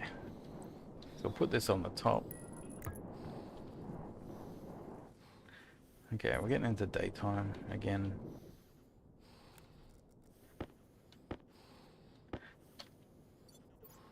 Now, I actually have to be a little bit careful of the storm. We're probably only a couple of days away, and we've got all the stuff still outside. Do have to be a little bit careful with that. But now that the temperature's up, we can, well, almost. Once it gets to 0, we'll fix up our food and drink.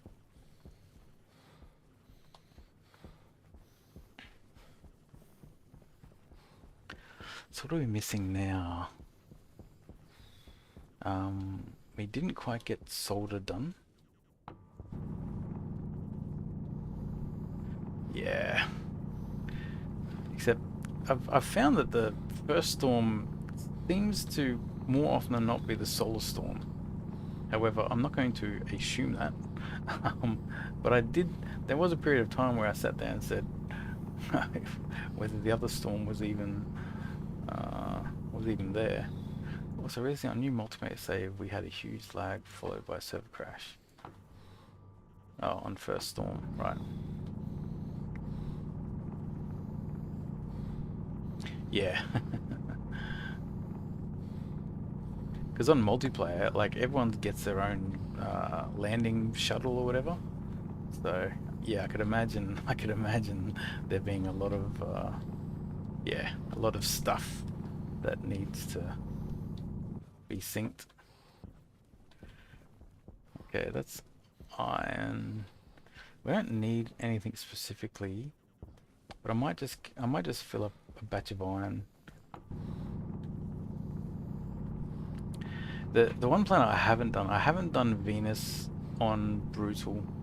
I really struggle with the furnace on Venus. At some point I will go back to that, but that's one I have not done.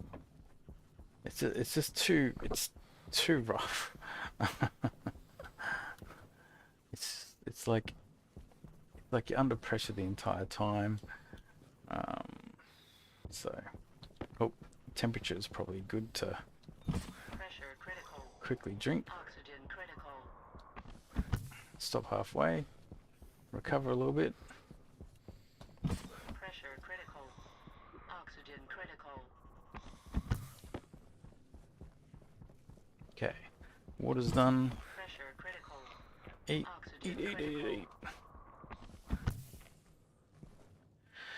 Okay, so are we at 550? We're not quite. I wonder.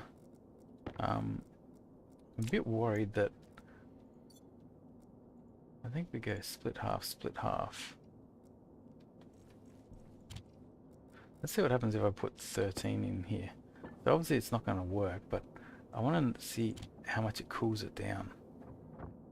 Okay, it doesn't.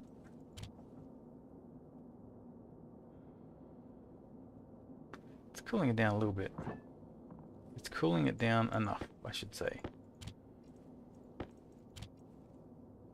I reckon one more.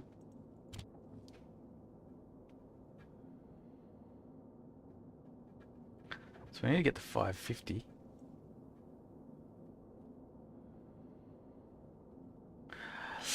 Yeah, at the start I said you should play on standard. I feel like easy is too easy. It's like, you know,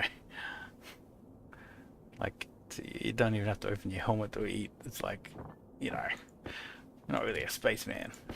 It's like the whole point of this game is atmospherics and all that stuff. So.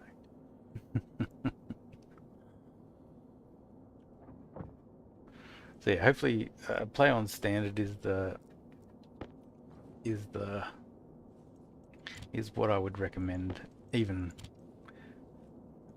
early, even as a beginner. Well, depends on how much of a challenge you enjoy in your games, right? Like everyone has different fun for different reasons, and sometimes you just want easy mode, so it's fine. Um, so look, what? So we still can't get this down to 550. I wonder if venting it a little bit will do it.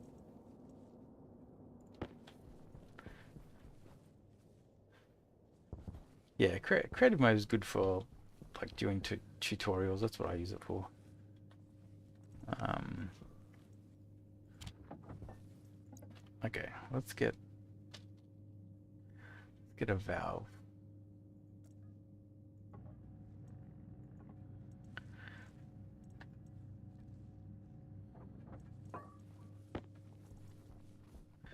So potentially this thing will cool down as we...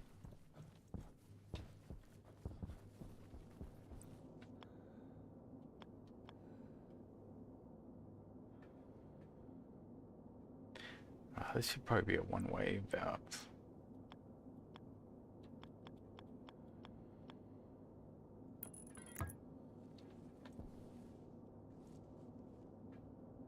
Okay, if I just... What happens with the temperature?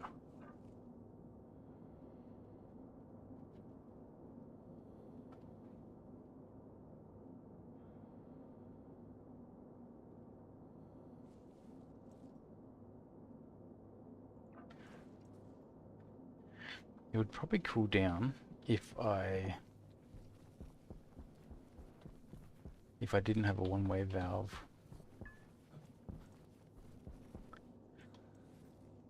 The other thing I could do is literally just put a... I've never had this much trouble cooling down a pipe. What do we want? Radiator. Pipe radiator. We need gold. And we need steel.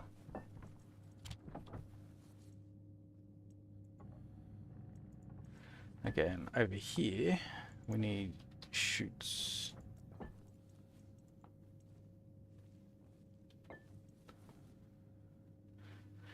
How is your furnace losing so little heat? That is a very good question.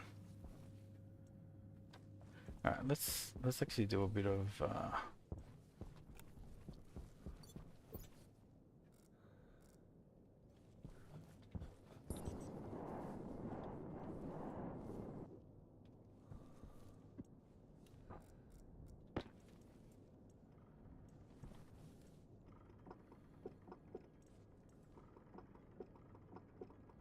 let's just do some hand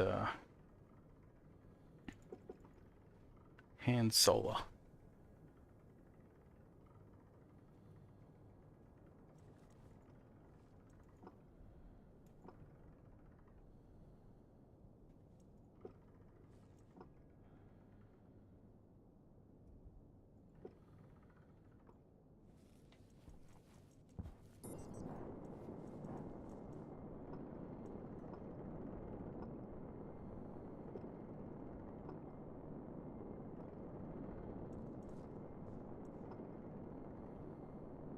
Okay. Weird, his front panel is sticking out. Not losing heat. I did the same on your efforts to lose heat over time. This still does lose heat. What I think we'll try is we'll put this pipe on it, right? I'm pretty sure this will make it lose heat pretty quick. Right, it was at 570. Let's just see what it went down to. Okay. It wasn't super fast. let's put that on there. Right, it'll start losing heat now. I mean, like it is 19, to be fair, it's 19 megapascals or whatever, right? So the more pressure, the less sensitive it is. So because there's just more of it to cool down.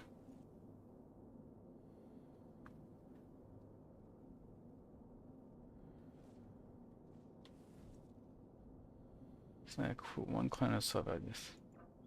Yeah. Let's have a look.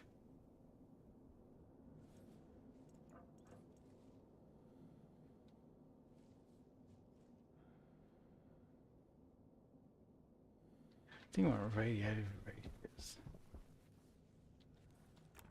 I'm using the wrong one. I think that's for... Isn't that for vacuum?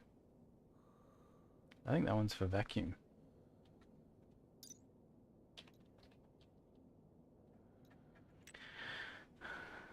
Yeah, that's for heat and vacuums. So I don't know why it's taken so long, Critical. but we'll get there. It just needs to get to 550. Ah, I see. Ah, I see what you're saying. Maybe 2 kilopascals is the same as... Yeah, yeah, no, you could be right, actually. Because I was... It definitely used to have, like, way more impact. Like, what I'm used to having quite a significant impact almost immediately. But, to be fair, yeah, it's normally, like, 40 or 50 kPa atmosphere. So, yeah, I think you're right. Either way, this will work. Okay, we've got 8% power on our soup battery. That is a problem.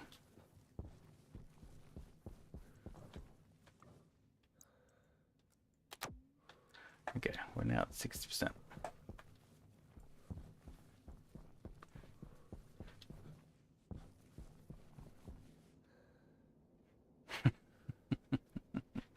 I mean, I guess it will work at some point. All this is to skip logic circuits. I'm very good at built the logic circuits and whatnot. Okay, and then we'll do electrum. So there's our gold for electrum. There's our silver, and then we should be able to do. Do I have to worry about this? Like, can I just leave it?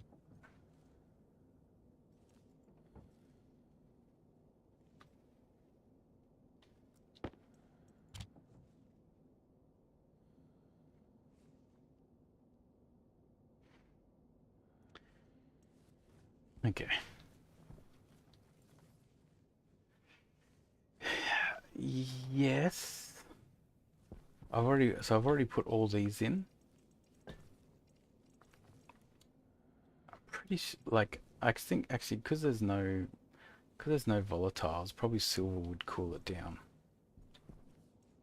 Let's have a look. Because I'm used to silver being a supercharge for the furnace, but that's because I'm so used to Vulcan.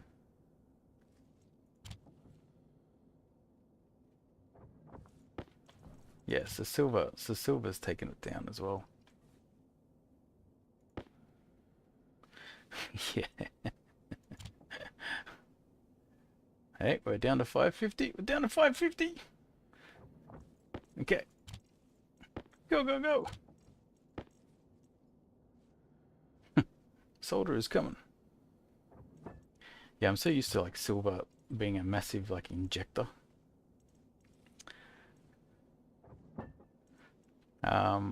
Okay, cool. So now we also need electrum. So what we can do, and we definitely have to solve all this before the storm comes.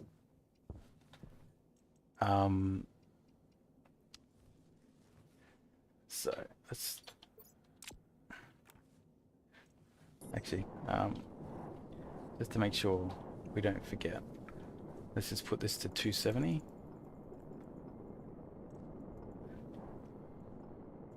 Yeah, we're close to that.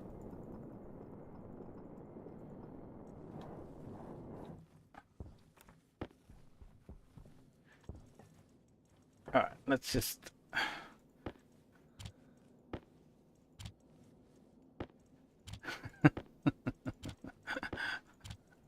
Look, I think we've still got a little bit of time, but you're right. Like it's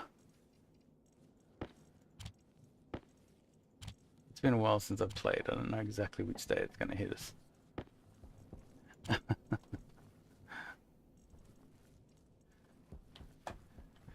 Okay, the other thing is all these things, right? I guess we can maybe just do this container mount thing.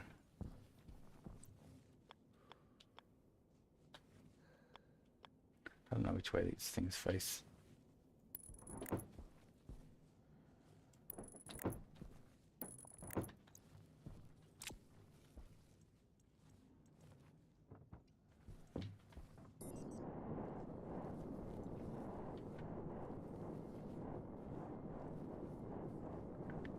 Power low.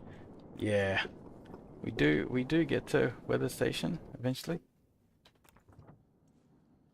Okay.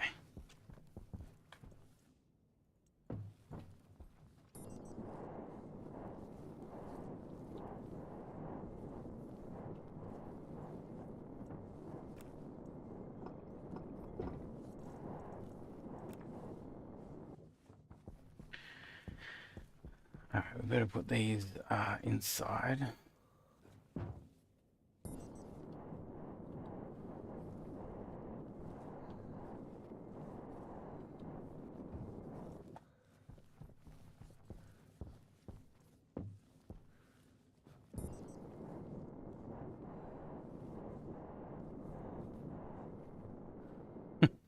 just in, just in case. What do I need for? I'm not sure 100% because, yeah, I haven't. We're getting close. Yep, no, good point.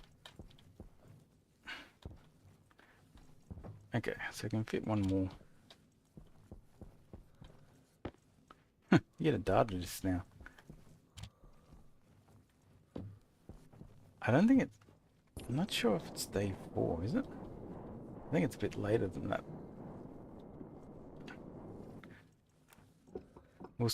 I'll try and catch it 5 days. So 5 days. So yeah, still got a little bit of time. But you're right about the fuel. I really don't want to put this inside the base. that seems disastrous.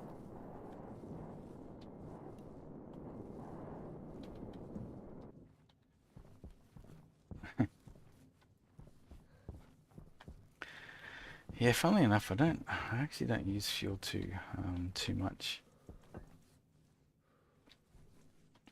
All right.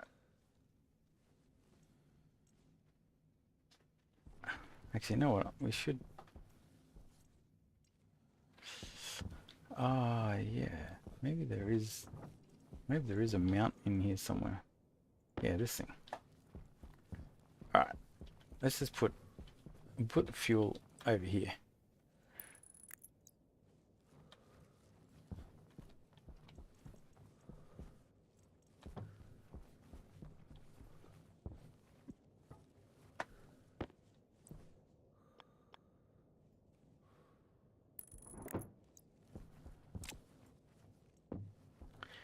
We'll just put fuel over here.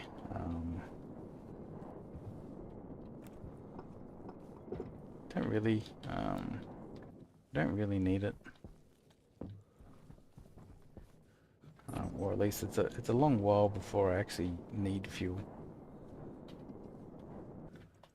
So I'm saying that there's probably the fuel powered mining, which is actually quite good. All right, everything's empty. Everything is locked down. We've got solder. So what I wanted to do is actually build, go for electrum. So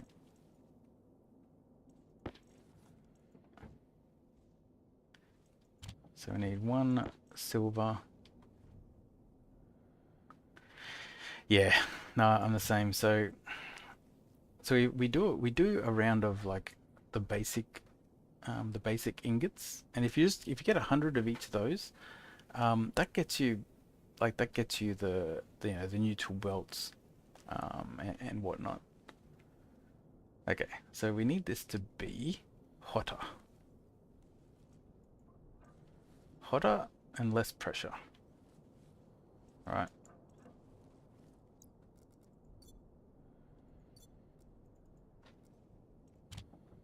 Let's put this in.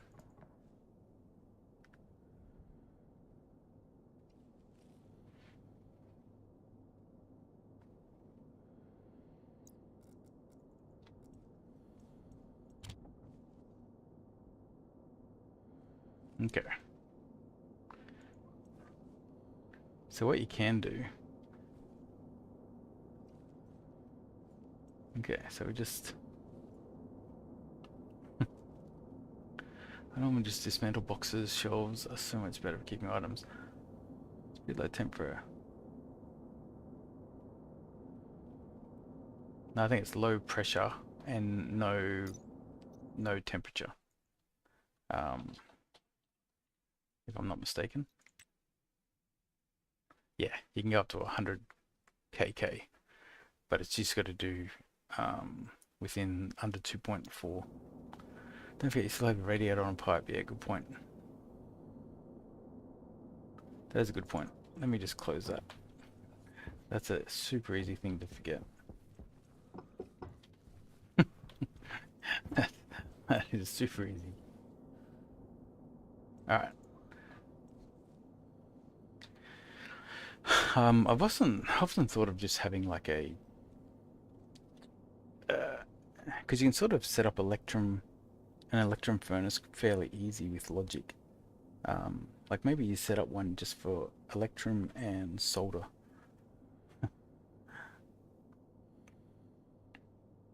Yeah. We just got to get this to 2.4 MPa and then we're good. Actually, don't even need to watch. We just need to watch that going green, right? So you should go 2.4. There you go, done. Drink. Alright, so this gives us solder and it gives us the electrum.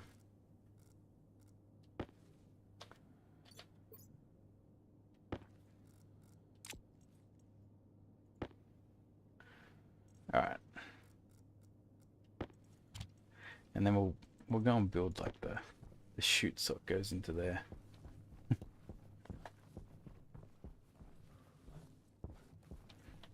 Okay, so the whole point of getting this was we need this for the integrated circuits. Alright, so let's just load all this stuff up. Iron. We need some copper.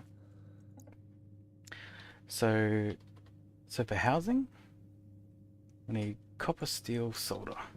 Okay.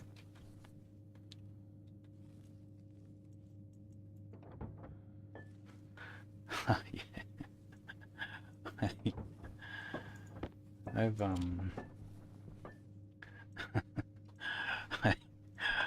played this game. I did play this game a long time ago, and then I just took like a break for years while they kept working on it. But now after the terrains changes, terrain changes were awesome. I was unsure how I was going to like them. Because I quite like random, I like random gen, but I actually think it's actually pretty good. So I have to say, it's definitely yeah, I think it's the right call they made.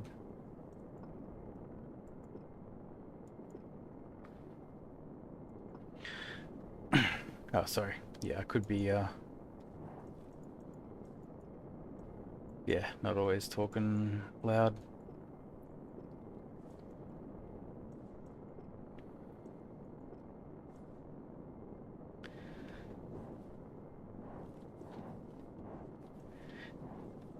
Yeah, the round robin stuff sounds pretty cool. Actually, why don't we just set this up again?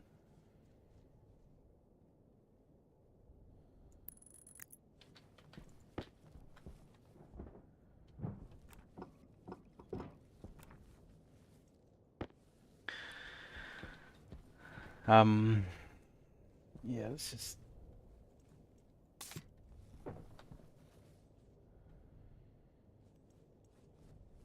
Okay, so that's all there. What was I doing? I need to get power, and... Oh, you had your sound down?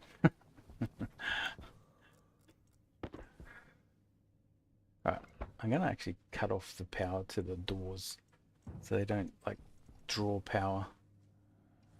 So what was I doing? I wanted to get advanced airlock.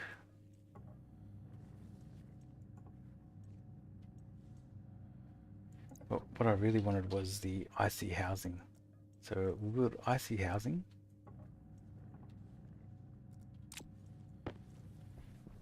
But here's the advanced airlock for that.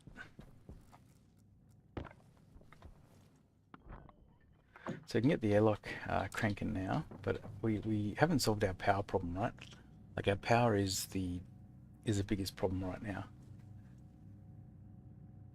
Can someone come inside if the doors are open? I don't believe so. I don't believe so. But even, you know, if they did, we could just close them with a crowbar. Okay, got the IC housing. Let's get the IC chip. This is where our solder and electrum's at. We need a computer.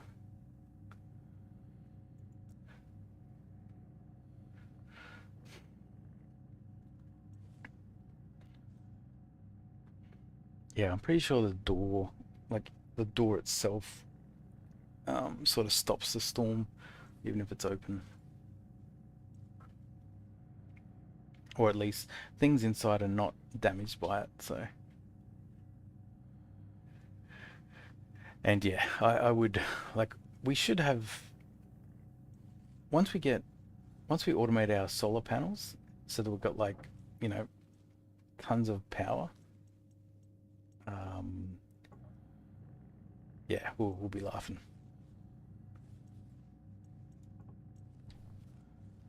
Okay, we need to make sure that we're maximizing our power.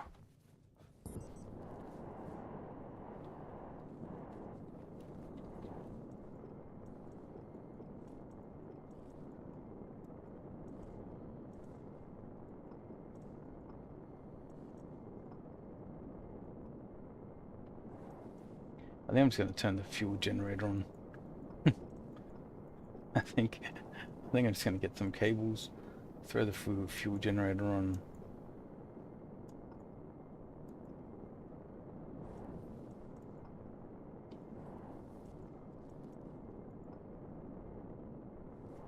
Alright.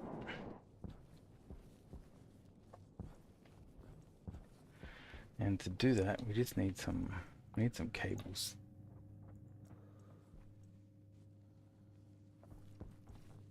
Okay, there's our computer. And then we need a IC10. Need a motherboard. IC editor motherboard. Alright. So we've got all the pieces. Let's just get some cables.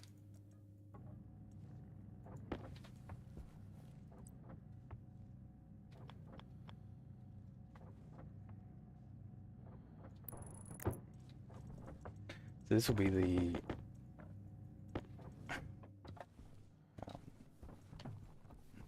portable fuel generator. We'll just get this wired up. Yeah, we're a bit slow on our power generation. Like I normally have this thing automated. It's like the third thing I do normally. So I'm a bit behind. That's alright. So I think what we're going to do, we'll put the battery in here because we actually need this. We actually don't. We do have a battery problem. Storms open, and most things aren't able to fly out. Then again, it's closing the doors. If you want to avoid item damage, yeah.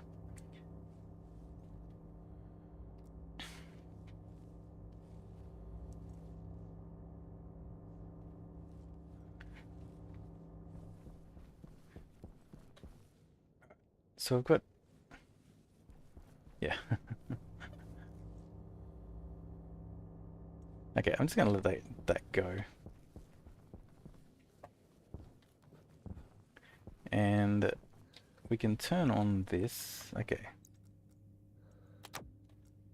Okay, so I've got that. Let's get this computer cranking. IC editor motherboard. IC housing. We'll put that down.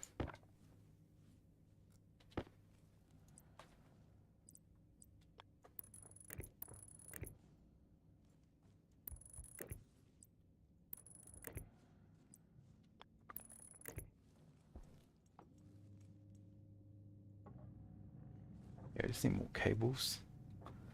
Um,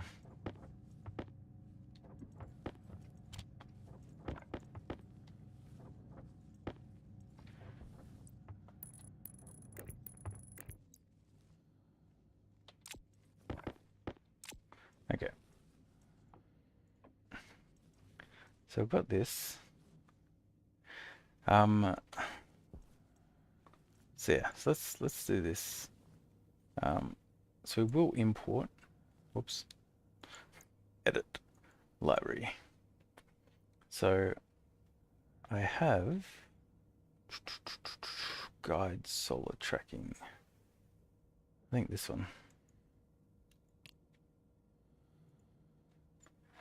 Okay, yeah, this is a simple one, right? So, oh, we don't have a daylight sensor yet. I'm gonna go set that up.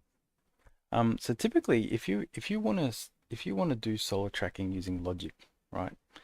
You need two logic readers. So you need a vertical logic reader, a horizontal. You need a memory offset, and this is important for the yeah, this is just an offset. So for Mars, you just need one, and you set it to 90. You need a math to basically read. We want to read the sensor. We want to modify by the offset, um, which is what this logic math, vertical is, and horizontal. These are the solar panels that we modify. Yeah, this is one. This is the one that I wrote myself. So what I was trying to do is show how you would take it from the logic chips and then convert it into IC10.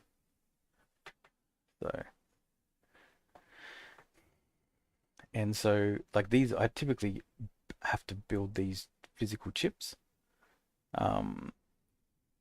So these are effectively the logic chips, and effectively all we're doing, right, is we read the vertical value from the daylight sensor, right? So we read the vertical value from the daylight sensor and we put it into this variable. We read the horizontal from the daylight sensor and we put it in this variable. We modify the value we receive by the offset, and this is all depends on how you orientate your sensors and your solar panels. So because I always orientate everything with the power outputs going 90 degrees, this is what it is for that. So you basically add them all together and then you just write them out. So this is saved batch. So this is like your logic writer batch, or your batch writer, sorry. And you're basically writing the value to all the solar panels. So this is like your logic circuit. Like it's so instead of putting down this physical, logic reader and cabling it up, you write this one line of code in IC10. So yeah, so all the IC10 scripts I have, I wrote myself. Because yeah, that for me that's what I enjoy in this game. So this is where it gets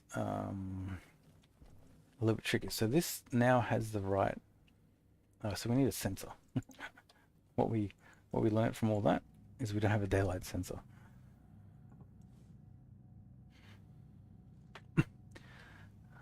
So you said sensor to vertical.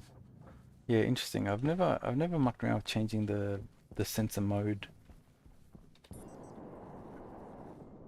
So what I do is I face as long as you face this to 90 degrees, all my stuff works. And so everything is 90 degrees. So the daylight sensor goes 90 degrees as well. Okay, so there's our daylight sensor. And so what's important is that we want the battery power to come to these solar panels so that they move. So they move at night time, right? So this is the power that's coming from the solar. It goes into the battery, and so this is after the battery. So what we actually want, what we can actually do, it's pretty easy. Oh, we just need a.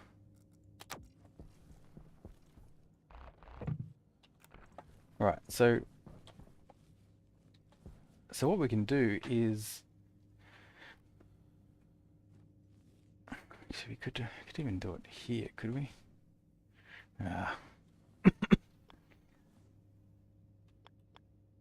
So you do it like this.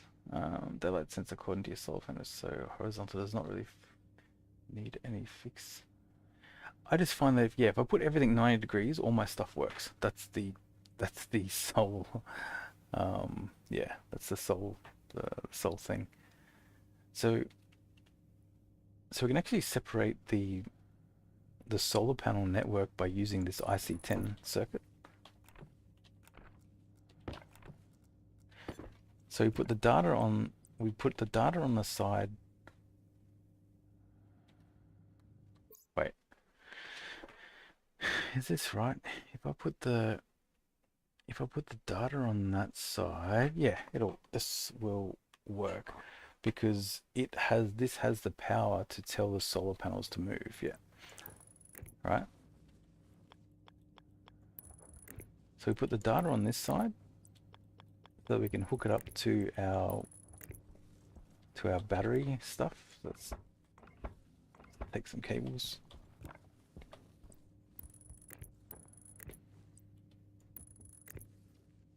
Okay, things didn't blow up.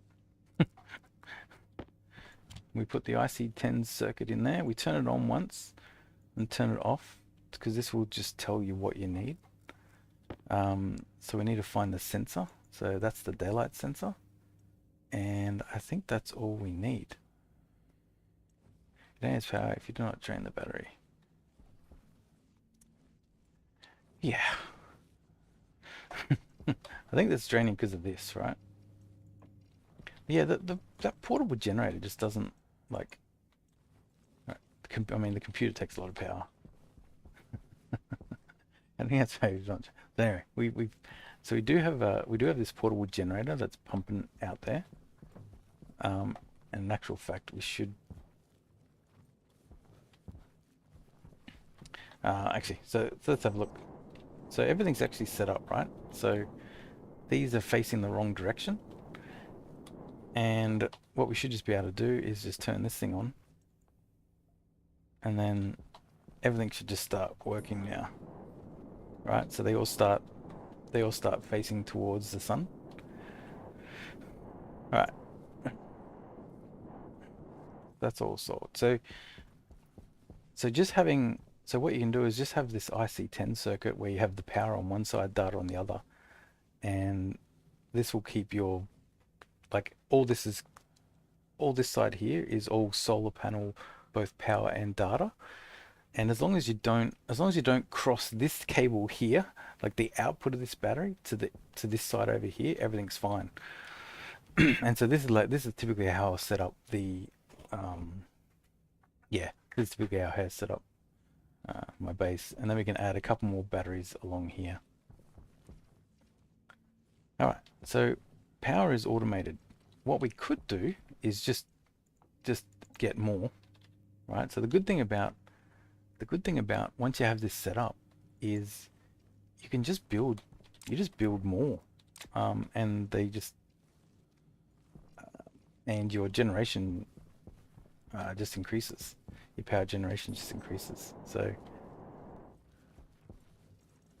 so we just need some copper, and we do need to, and the chute. We'll build the chute so that we can get this stuff inside.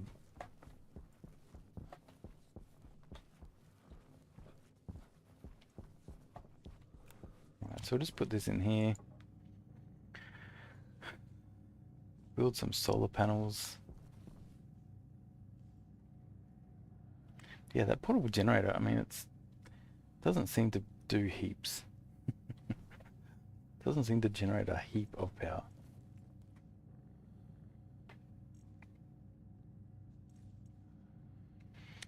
So while that's Hydration critical. while that's printing, the solar fuel burner is pretty strong. Okay, it's done a frame will last, I don't know. Yeah,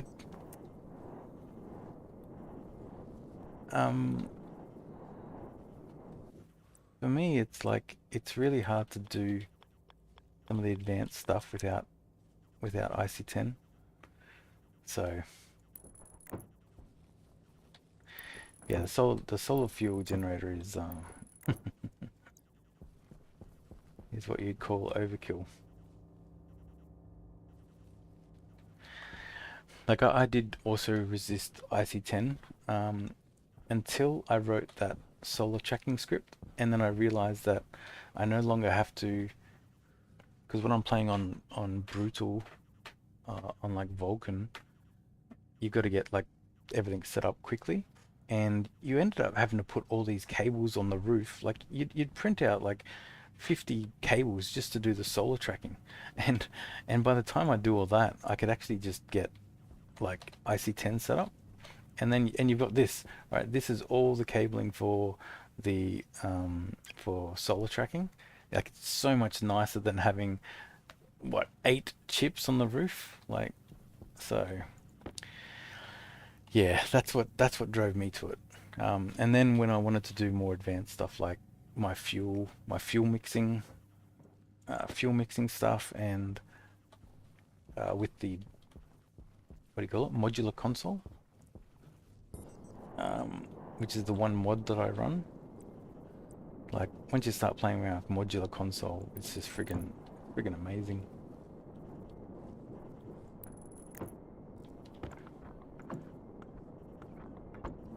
So I'll do this. We actually don't have cables. We actually should start building heavy cables.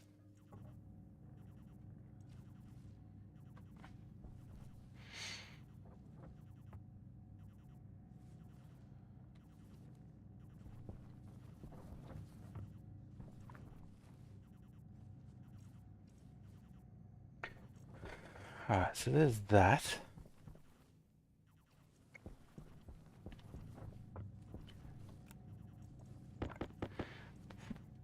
But yeah, the modular consoles, friggin' such a good mod. They've got to put it in the base game. It's like you can make these really cool looking like control panels. And it's like it's so much prettier than like you've only got 9 spots on a wall, and if you have to cable around it, so you end up with like what you can do, maybe 3 up the top and 3 down the bottom. Whereas modular console, in that whole section, you can have a whole bunch of gadgets and whatnot.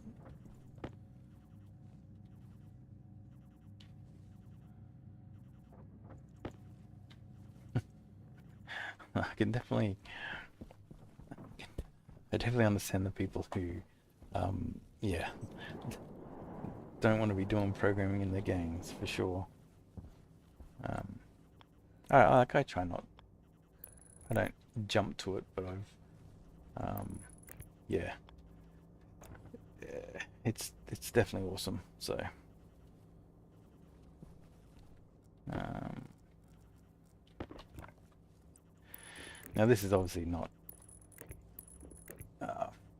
like every cable needs to be heavy, but um, it's just the start.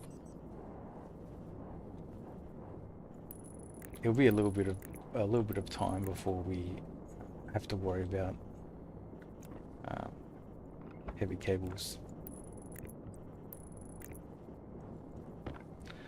But yeah, see, so once you got the IC10 working, I mean, that's the same with logic circuits, to be fair. Once you got it working, you just throw more solar panels on and you're good to go. I really think this is redundant now.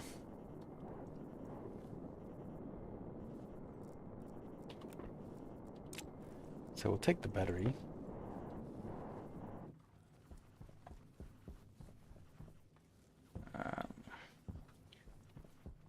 Could take it inside.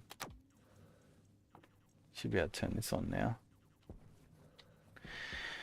I once our rocket works was to reduce size of a lot of chips, but I guess they likely have more. Yeah. I reckon what they should do is put modular consoles in the game. Like this thing is awesome. The problem is it takes Electrum. Well, it's not a problem. It's just like these modular console displays. Like you can just do so much with them. Right, what was I doing? Shoots. We need shoots.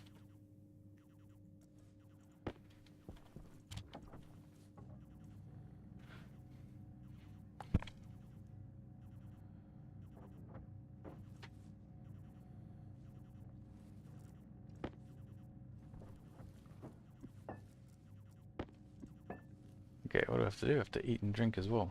Okay. Pressure critical. Well, Oxygen critical. we're almost Pressure critical. up to Oxygen critical. a proper home. I'm actually a bit slow. Like normally I'm much faster at getting all this stuff done.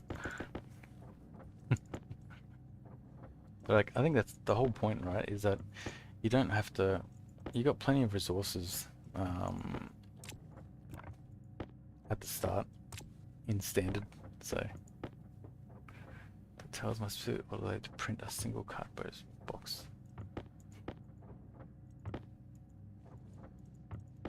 What, just then? Oh. Alright. That's probably enough shoots.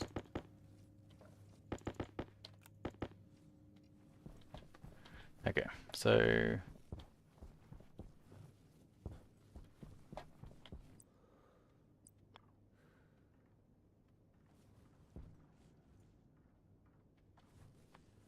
we'll go along this wall here.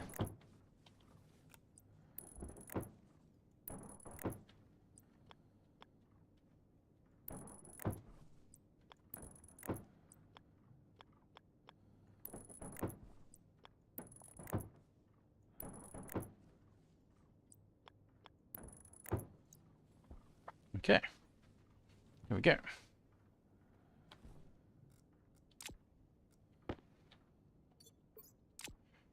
Okay, you can hear the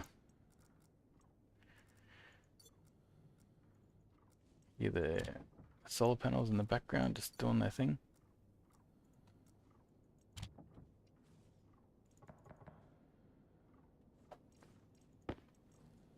Hydration critical.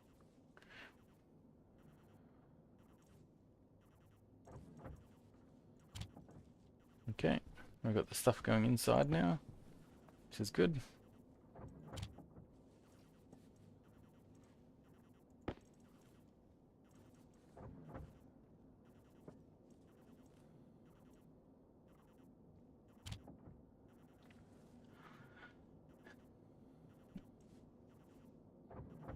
Yeah, but that's sort of what you're trying to do in this game, right? Like you're trying to you're always trying to build a space station, like a functioning station. I mean, without, if you didn't have IC10, you could still do it, but you'd have to use logic chips, and but it'd be insane, right? Like, um, it'd just be insane about like how many you'd need, and the space requirements and whatnot. So for me, I think it's like, yeah, I don't mind. Like I actually think it's the point of the game, is you start getting more advanced with everything as as you learn more and whatnot. Because it's pretty annoying doing stuff with logic chips when it takes up so much stuff, like space. But in some of my earlier run throughs on Vulcan, like I did a few, yes, on Mars. Yeah, I just like, for me, it's not like the fact that you need a lot of space isn't really the challenge. Like, I don't think that makes, for me, it doesn't make the game any more fun that I, had to use a lot more space to do the same sort of outcome. Um, but if you have a look at like my earlier, I think one of my, it's many months ago now, but when I was first trying to do Vulcan, and like I died like like 17 times trying to make it work. But in all those run throughs, I actually didn't touch IC at all, and you can see my walls just have a whole bunch of chips and whatnot. And what I found is that if I can get to solder and electrum pretty fast, um, yeah, I can solve most of my problems, yeah, with IC, so I don't have to do these massive wall constructions. Um, but yeah, yeah, I don't mind IC10 being in there. Yeah, yeah, like it's all doable. Like for instance, right? So, oops.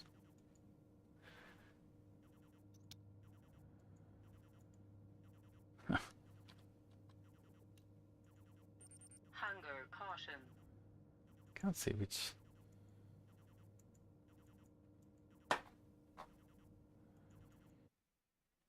Okay, like it's all doable, right? Um, so, okay, maybe not the Amy script. The Amy script is pretty intense. Um, Centrifuges are fine, right? Like there's a way to make your centrifuge fuses open when they're like full. Um, and you can do it with a couple of logic chips. But you can also just do it with this, right? Um, but where's like fuel mixer console is pretty, like the thing about it is that you'd have to store all these sort of things in memory, right? So all these aliases, they're memory logic chips, right? Memory logic chips, these are actual, and then any of these, so any L's, these are logic readers. Any saves are batch writers. Or sorry, any of these are just logic writers. Saved by batch, this is batch writer. Like each one of these lines is just a logic chip. Like that's, so it's not like a challenge like this. Anything here, this is actually branch less than. Yeah, there's another chip that does less than comparisons and whatnot. Saved by batch is just a batch writer. So it's like you can do it. It's just you just need so many friggin' like, yeah, these are just, you can just convert this completely to logic chips, and it's like the challenge is actually solving this problem. Like I understand it if you go online and you just copy and paste a script in, But for me, like every one of these scripts is, I've got a video of me working it out, and that's because for me, that's what I enjoy, right? I enjoy solving the problem, and the logic is part of the problem. But yeah, I'm not opposed to. Yeah, it does simplify things once you understand it, but yeah, I could still do it with logic tips if I wanted to. It just takes up so much space. Anyway, we should be able to do this. Yeah, we should be able to turn this into a vacuum now.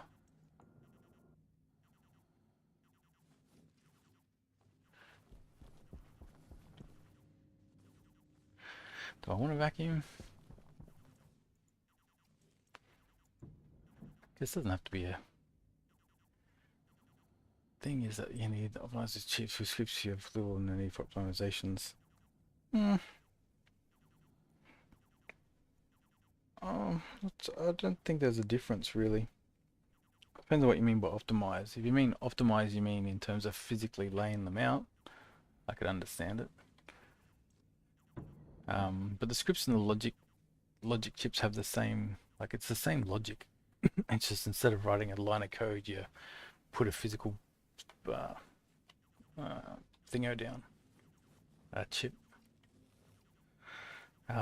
We need a screwdriver.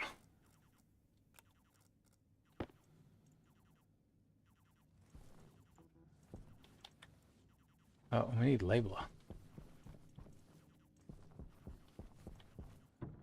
Yeah, let me get a labeler.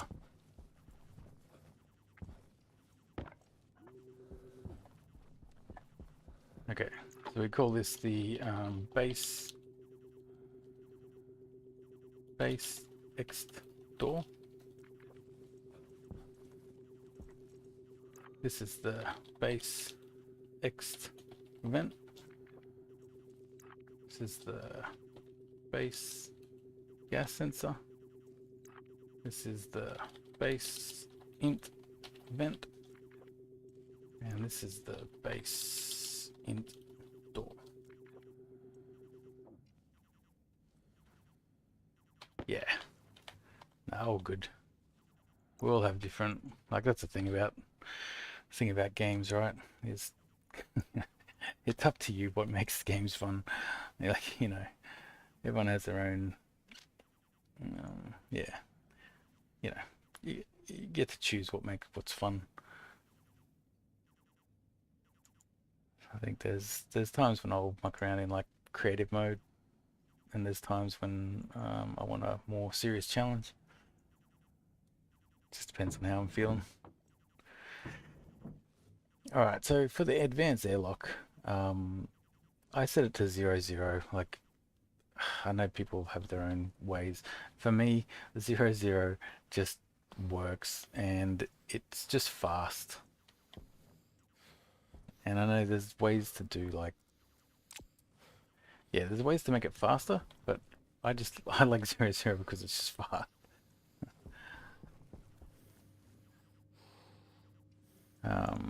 All right, so though we shouldn't have done this at nighttime because now inside of our base is like freezing.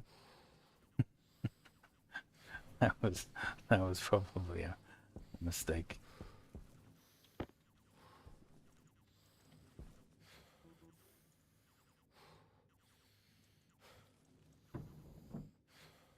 All right, we'll wait till daytime, and then we'll close it off.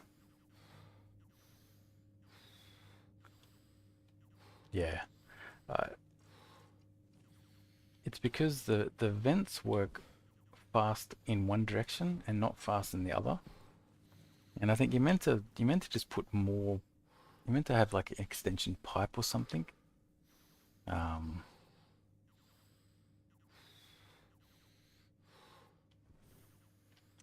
When I show you advanced, advanced what do you call it, modules, then you'll sit there and say, oh my god, I need to do that, and oh my god, I need to use IC. So I don't have anything to anything for that yet. What do I don't really need it for solar or anything like that. Guess you could do your battery. You could do your power generation and whatnot.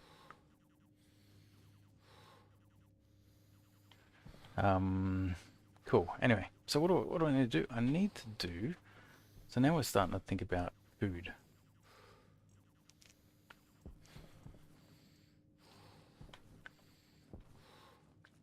Let's do our air tank while we're here. Air tank critical. Alright. We'll do food and drink. Actually, so once I've got the advanced airlock, then we can make this breathable in here. We just have to be careful with volatiles, because it actually gets quite hot around like the auto layers and whatnot. And I know I've caused fires inside.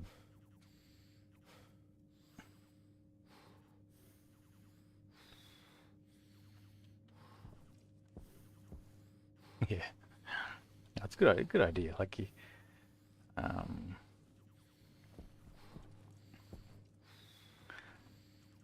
yeah, I was doing something similar before where I had like my heavy cables as the trunk cables, and then you'd spin off through transformers and whatnot, and do that a bit more readily.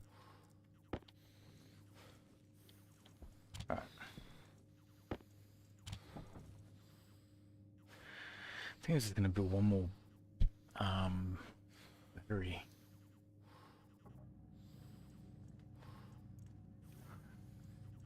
Sure, it can't be too crazy, is it?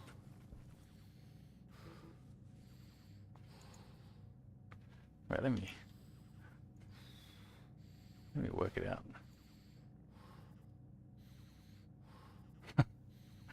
Wait, you're telling me that? You're telling me that?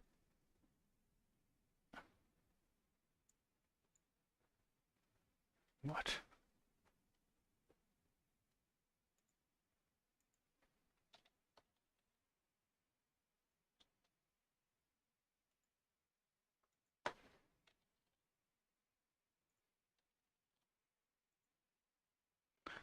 Let me see what that is.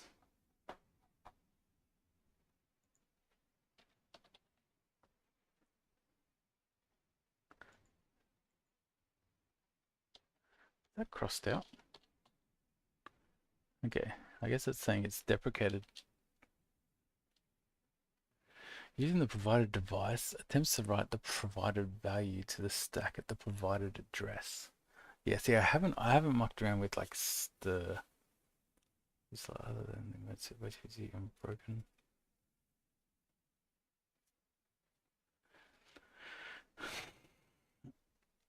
Yeah, like the stack address, right? Like I know that there are.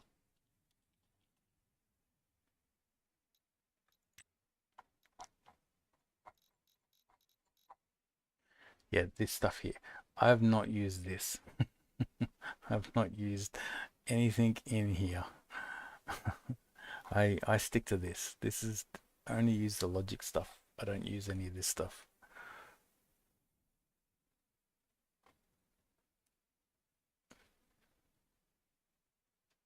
So eject all regions. Isn't that the same as open?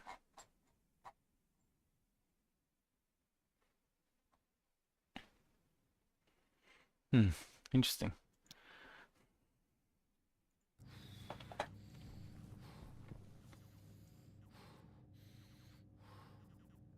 Can you eject one specific region? Yeah, you're right. If there is an eject all regions, you'd think that there must be an eject one region. I mean that makes logic sense. Eject region. Ooh. Region hash. No. That would be awesome if you could do that actually. Because you know how you want to go, hey, I just need gold. Where the hell is the gold? And you have to like just dump everything out. That is interesting.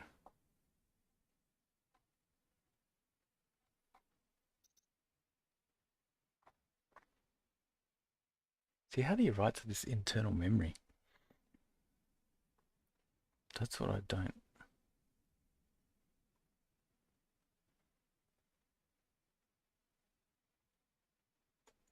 OP code.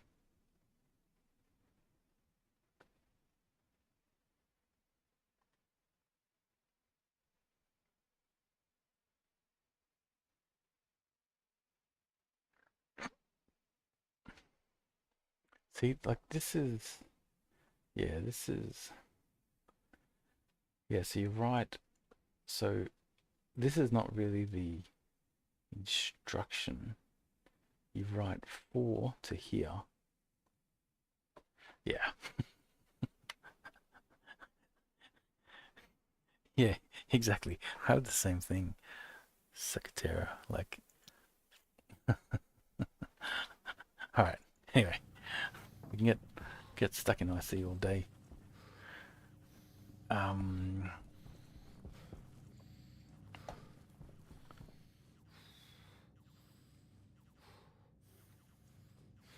Yeah, that's the eject.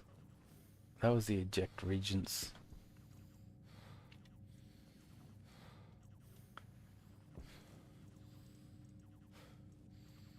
But yeah, I haven't mucked around with writing to like memory addresses and all that. I don't know what you use these things for. Like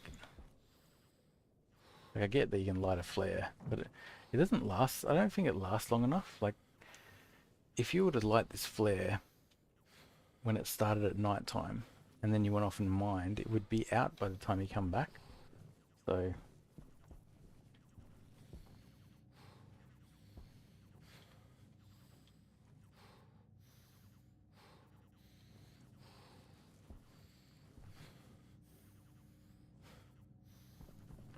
what are we making in here?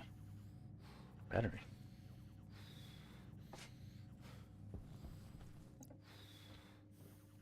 Get still sheet. Ignite stuff from safe distance. Yeah, I guess. If you have a room full of volatiles and oxygen and you just wanna nuke it.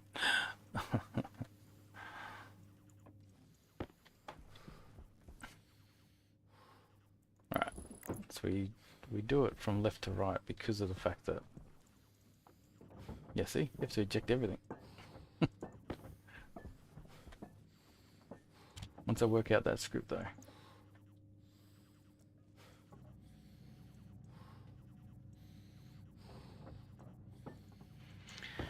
Alright, so let's get a second battery up. So this is just for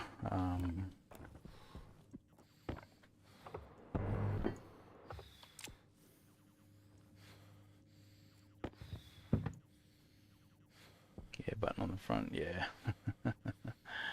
The problem with the large one is I think it requires something complicated to make it.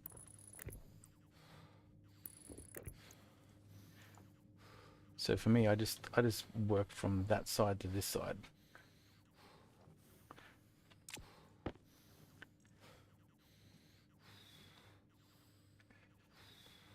Okay, we should be able to get the advanced airlock. Yeah, I think it's stellar. It's something that is like yeah. It's not complicated, but it's just like it's you know, it's a little bit in the future. So okay, that's on.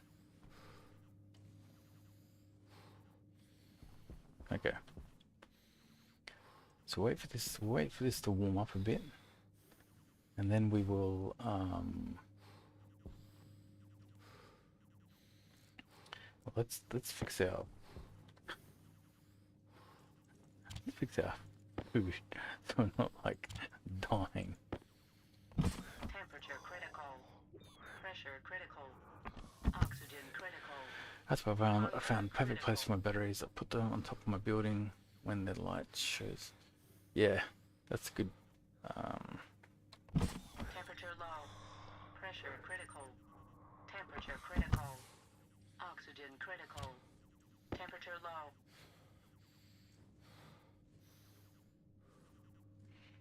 Yeah, it's a good idea. If you, I was doing something not something similar. So I was actually putting up like Temperature low. lights Pressure critical. as a sort of like Oxygen critical. you know, like a beacon type thing. But they despawn. Um, they they despawn before they're like fully out of range. So it's sort of it's a little bit deceptive. Like you can be looking from a long way away and you won't see your base.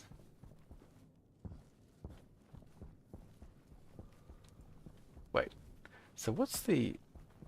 Can you explain that? Explain that string. Dollar B2710.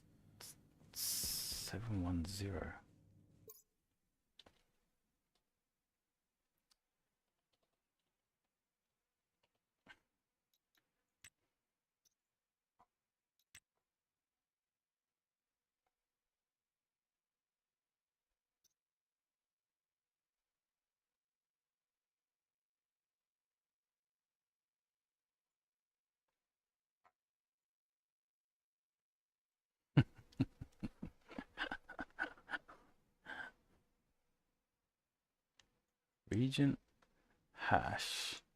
So you're saying iron ingot.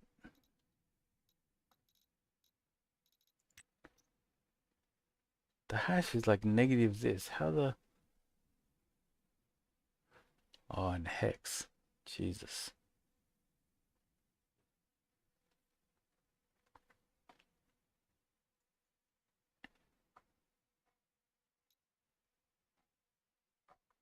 How do you even get to that? I don't even know how you get to that point. Like, yeah, okay. Yeah, I'm yet to muck around with that stuff.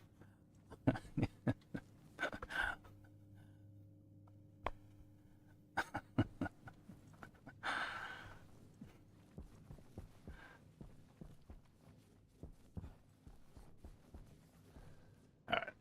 So in terms of survival, the only thing we're missing is basically food. So where can we? I mean, ideally you build the food on the roof, right?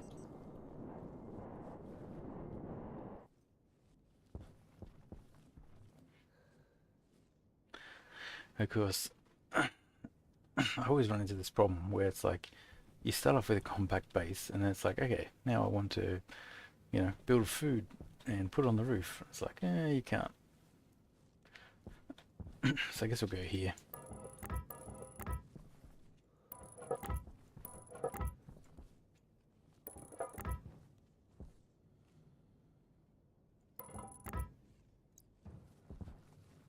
So I think we'll put a door through here.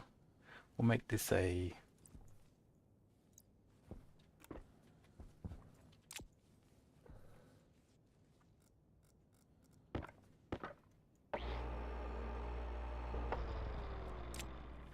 the irons hash of the wiki plugged into program calculator, then took the first 8 digits.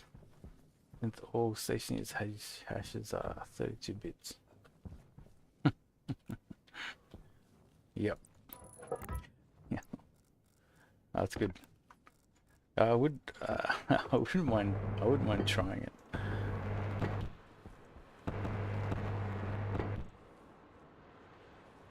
So what I'll do is let me just. Waste tank caution.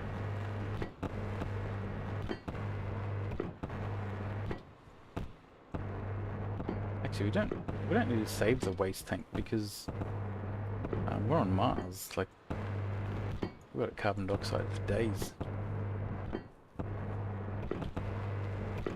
We just need it hot. That's all.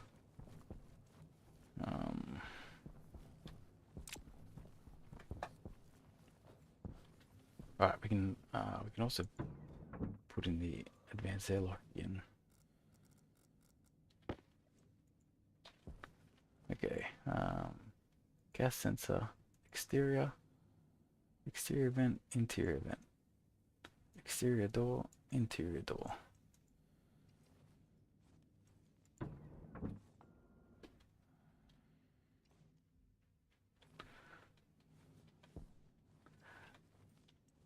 Yeah, no, I wouldn't mind checking it out just to. All right, what do you need? What can I have to tell you what this is, right? Uh, how do you do that? Cartridge configuration cartridge, essentially.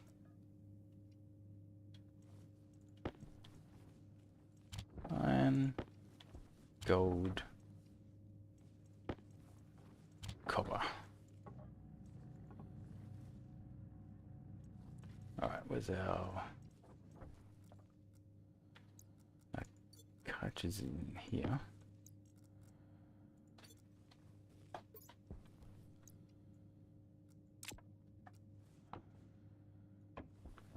Power critical. All right.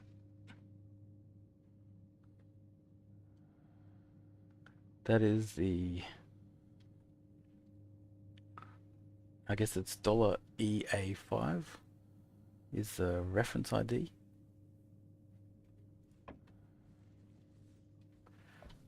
So let me get a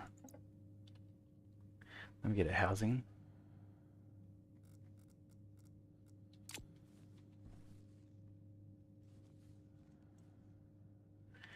Yeah, put D is I think it's getting deprecated, so I think you're gonna have to find a new way to do it. Obviously not right this second, but it sounds like it's yeah, because it's sort of crossed out when I use it. That's typically when they're deprecating a functionality.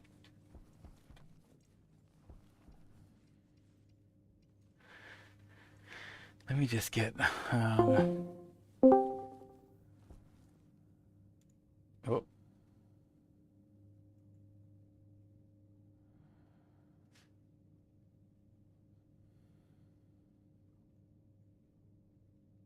Just give me a sec. All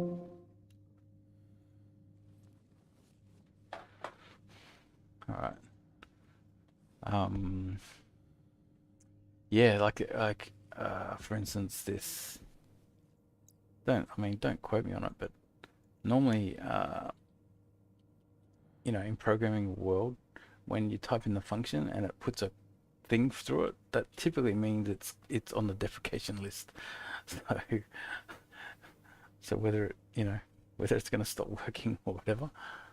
Um, so let's. So I need. I need to find. I need my copper. I think I'm out of copper.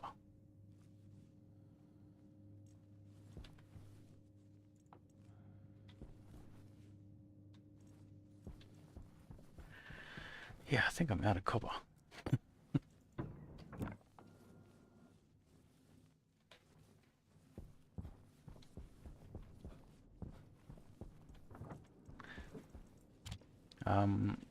So I need to very quickly get some copper.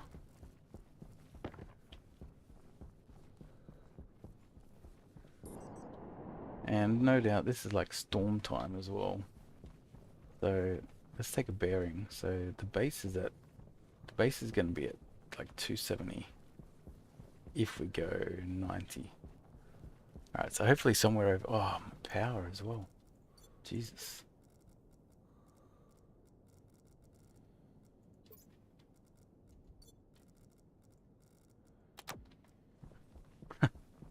Oh, that's what we need. We need to get the wireless batteries. Those things are friggin' amazing.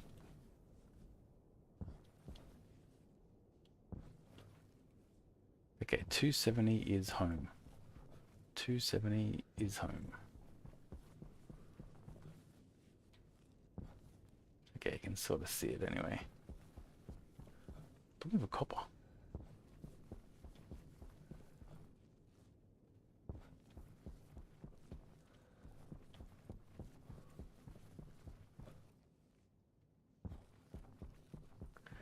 270 is home.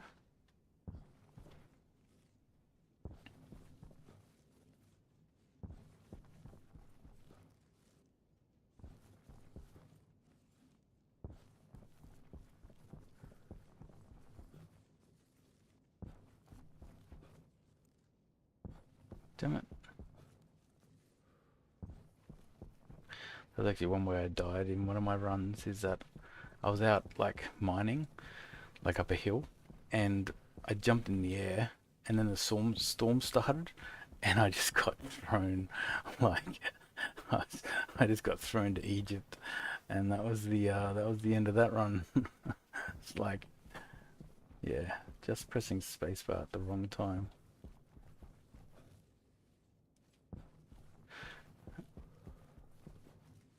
After it's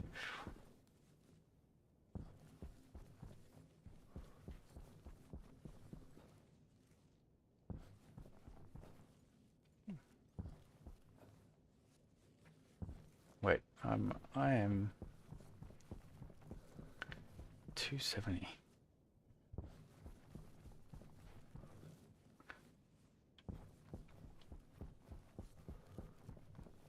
$270 takes us home. Okay, home is there. Okay, that's iron.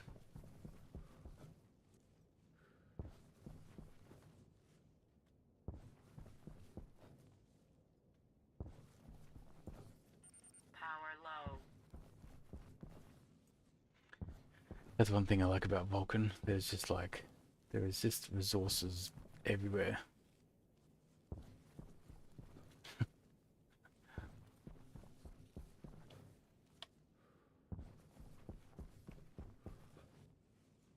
Damn it. Oh, actually, I saw something on the latest thingo. Isn't there some sort of... Yeah, see, there's the storm.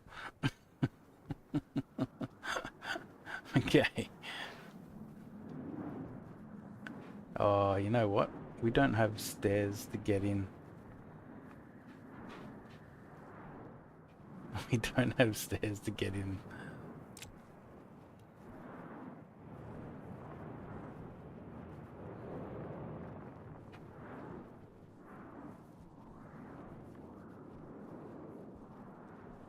So...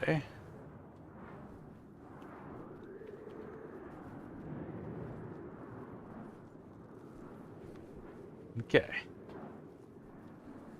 Well, so can we...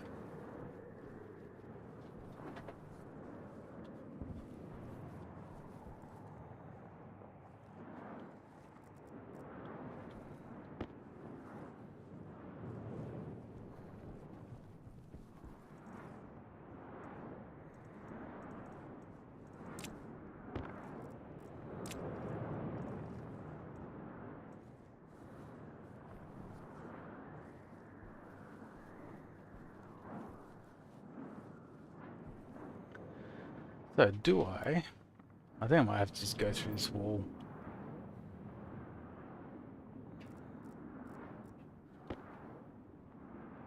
Power critical. Yeah, I'm gonna have to go through this wall.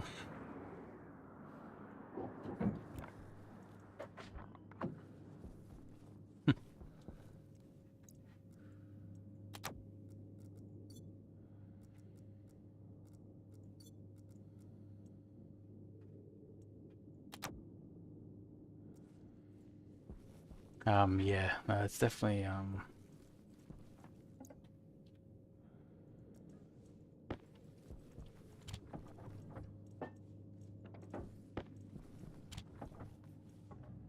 it's actually why I wanted to get the stairs earlier, is for this reason. Like I just had issues with it. It's less of a problem with Mars, because I could, like, as you saw, I could just go straight through the window. Whereas again, on Vulcan, like, doing things like that is not always, safe.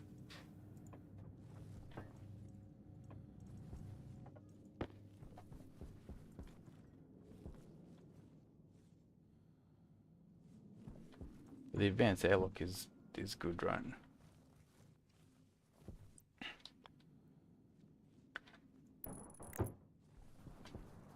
Okay.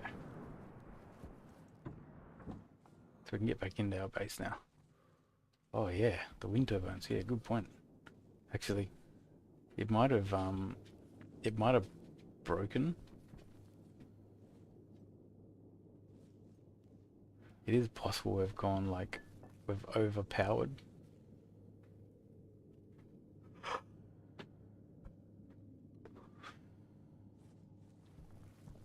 Yeah, let's get this wireless stuff going.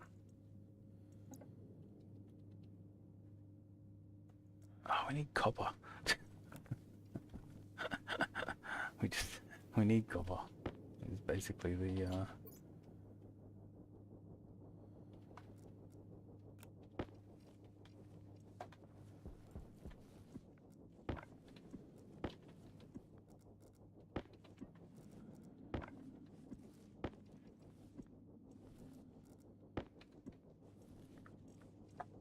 Alright, let's build. What about the tool? Let's build the tools. We need copper. Okay. We're lacking copper. But I saw something like in the video. There's like some sort of like ore detector. It's like it's got like a handheld. It was a handheld device.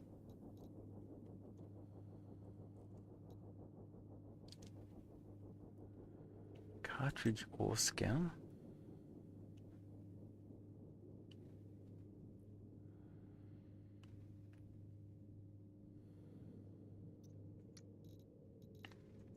Like I saw.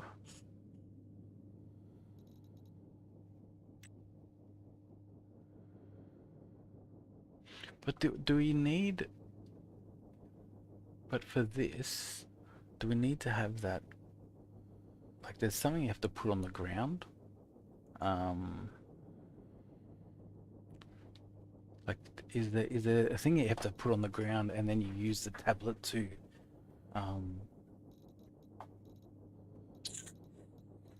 like I remember there was something that you had to build on the ground.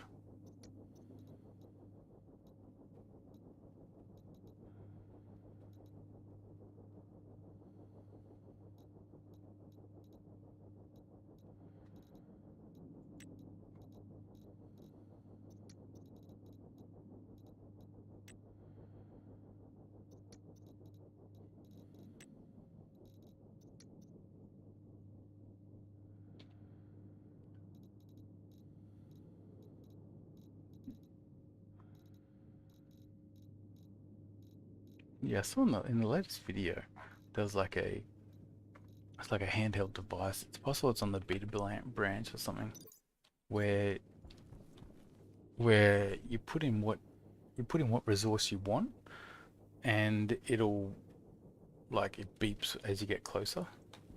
So it's not like a perfect finder, but it's, you know, if I wanted copper, it should roughly tell me which direction I need to be going.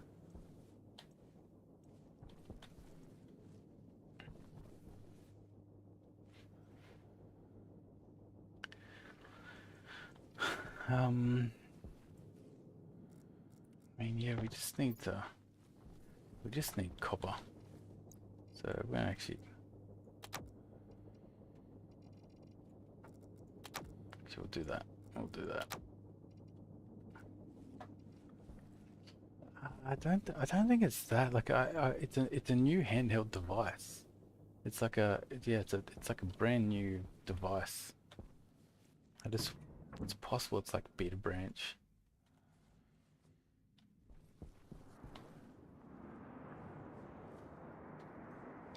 Which I should. So if I'm gonna do this, I should get the tracking cartridge again.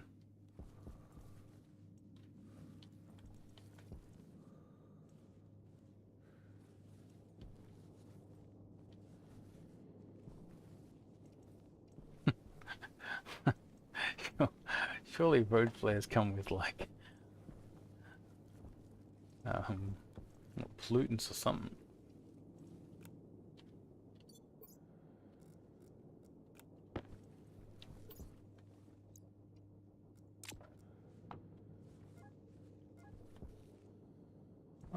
tracking beacon's gone. Oh, that means my rocket's gone.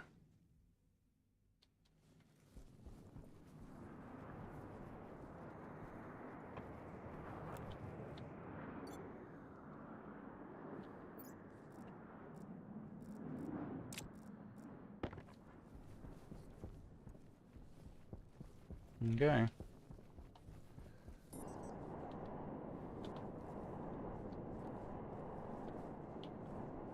Okay. Tracking beacon no longer works.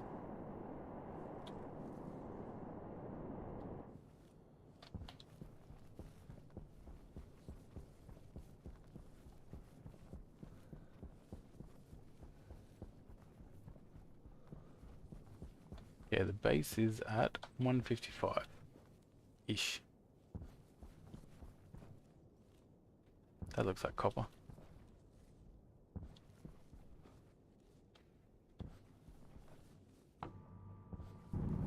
Oh yeah.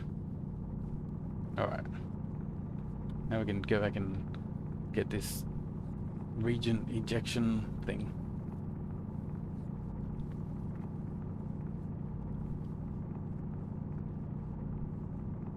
On Mars, usually have no problems in just plants.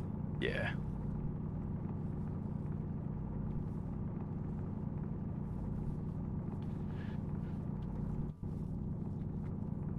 I think road flares are pretty much something I just throw away immediately. Been told that there is a way, or someone was mentioning that you can use road flares to heat up the furnace in Venus.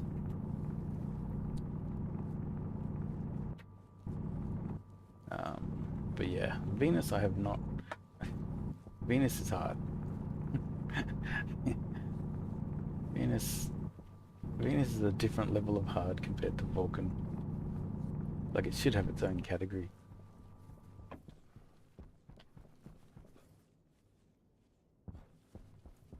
Like, surviving brutal is rough.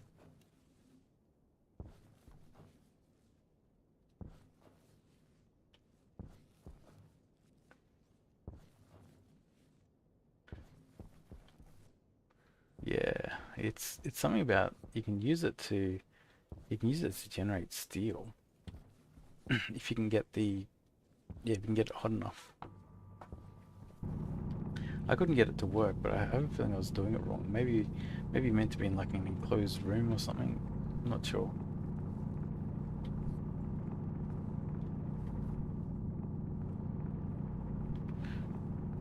Or maybe it's like you know, set up pipes and radiators into a room that has the road flares. Because really the challenge with Venus is how do you get the furnace to work? Because there's no volatiles. I think the only volatiles you have are like inside cobalt. Like it's that type of thing. So it's like, yeah, it's just a different level of hard.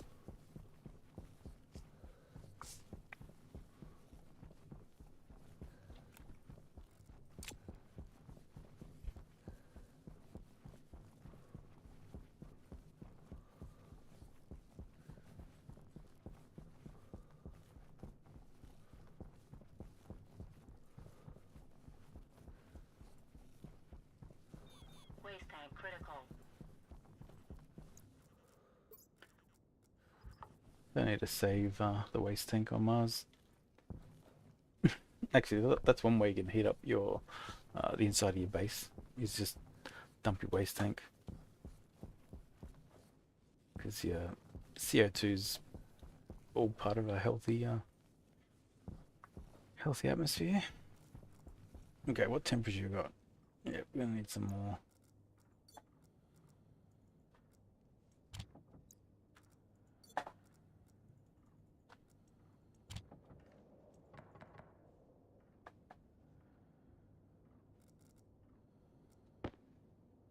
Okay.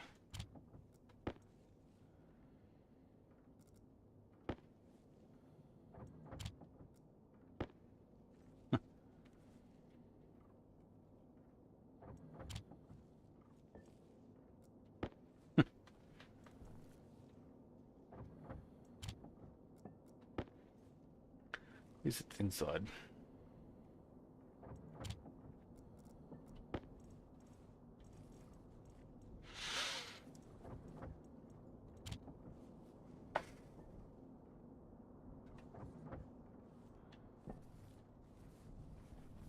Okay.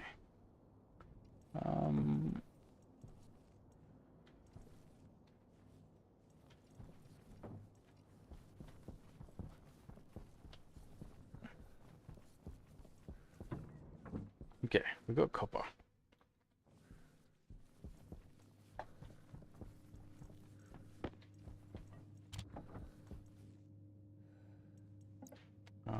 So let's go housing again. So need IC housing, need IC, oops, need IC10 chip.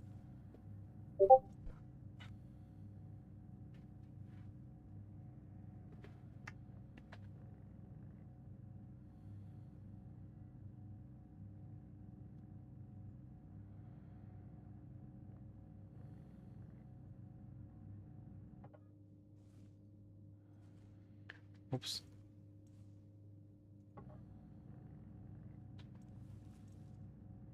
Oh, wait.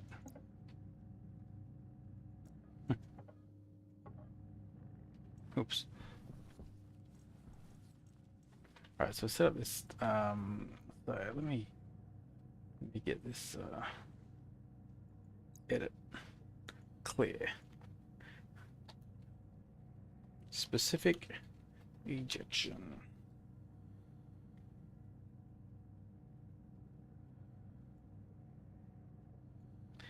And you reckon this?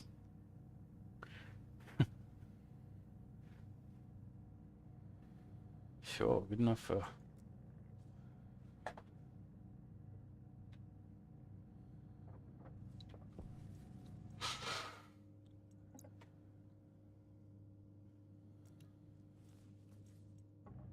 Okay, build the chip. Alright, so we can put this like this.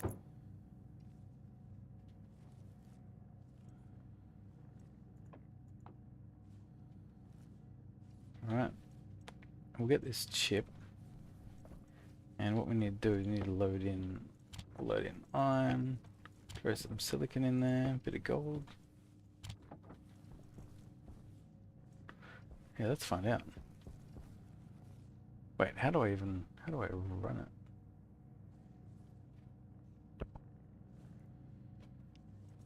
It's the fact that this is on, it'll run.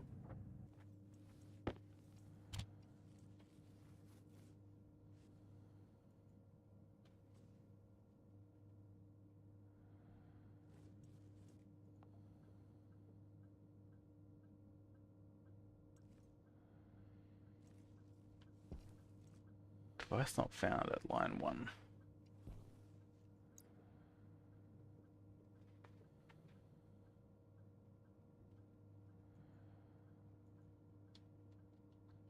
Put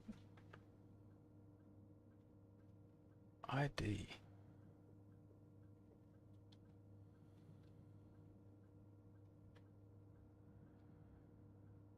Oh yeah, you're right.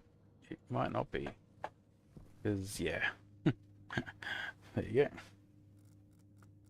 Because I don't always hook it up.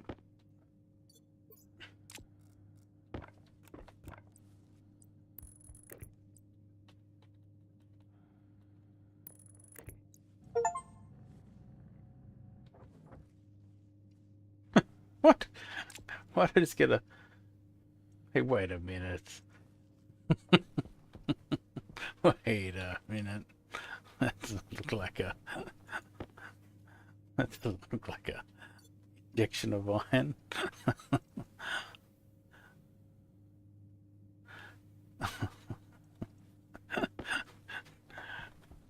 I got a cardboard box. No, that's didn't know what you gave me. I want a quick 2-line script that'll eject the thing, and that's the script you gave me.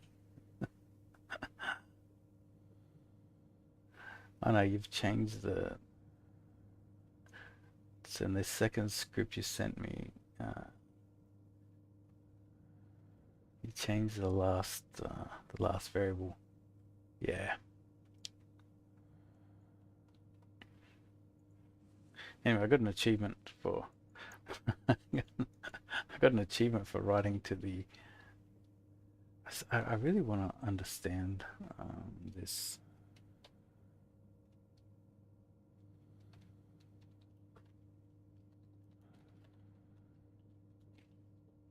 That's print cardboard box.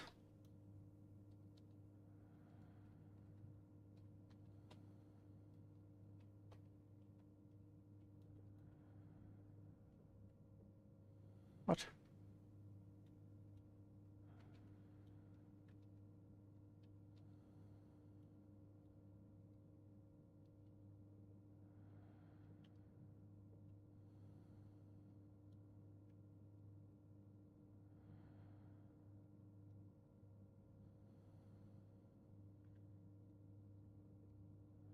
Okay.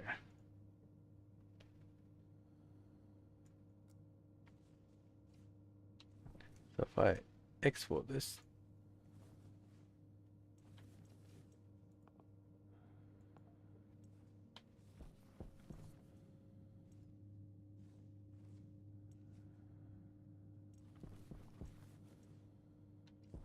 hmm.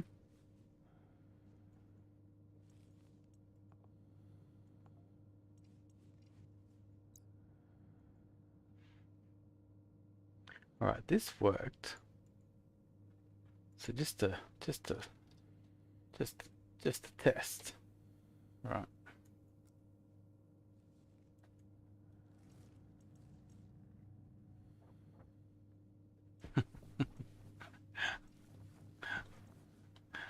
Cool. No, that's all good. So we know that it works once I export it, right? So yeah, I just need to understand how to get this number.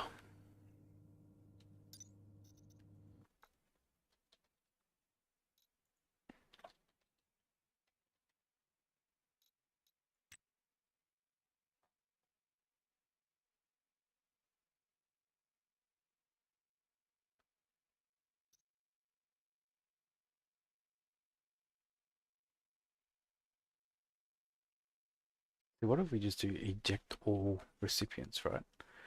What if we just do this OP code 8?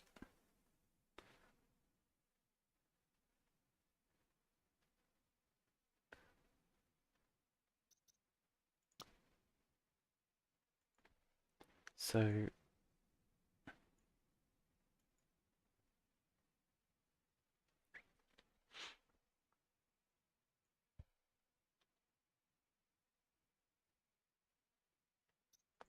like literally put the EA508.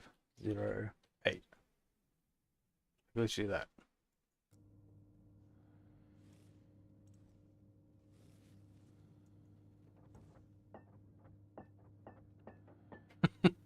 Yep, you're right. Oh, that ejected it without doing the open. Hmm. Interesting.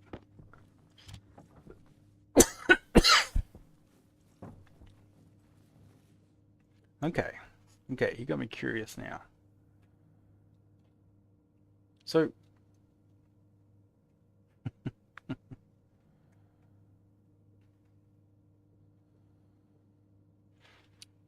I guess it only changes what when it goes to 10, 10 and above.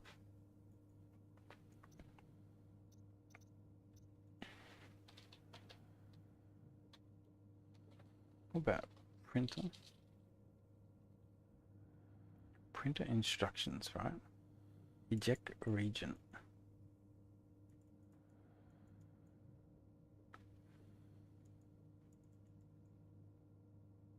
So what I'm not understanding is how you get from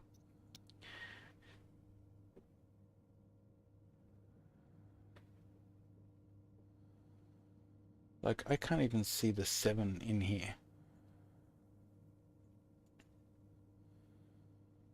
right? So if this is meant to eject iron, you need OP code of 7, but then you need this additional thing. And I guess what you're sort of saying is,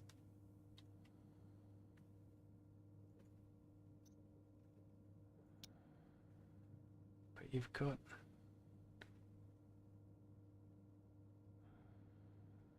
the 7 is at the very beginning. So, but you then, that means you're saying that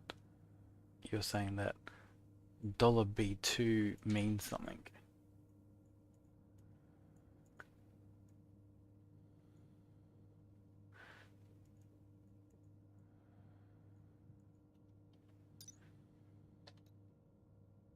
So wait, let's have a look at cardboard box, right?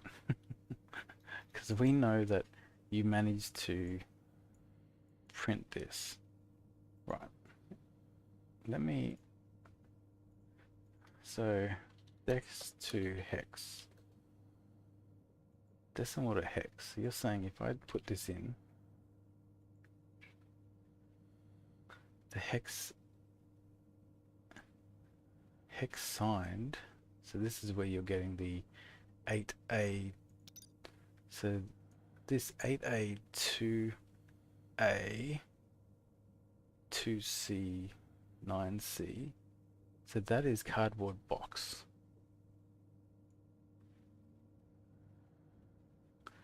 And then why there's a 0102.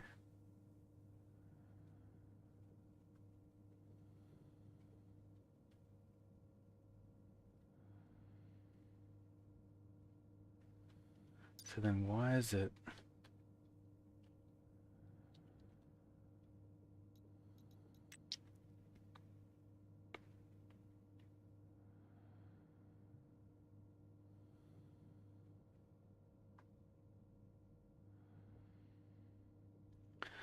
so if it's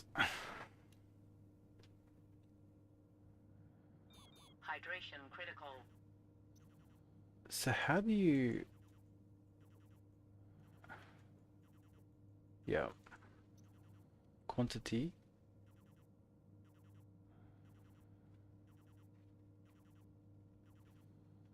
and O2 is the execute print. How do you get the 02 as execute print?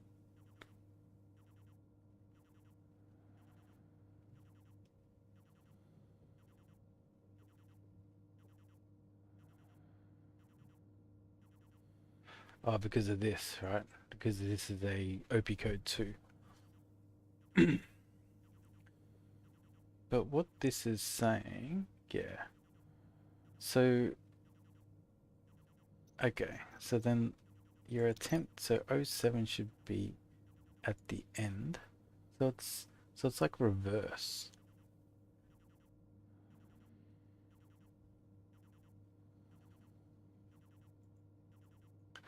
Okay, so then if we go iron,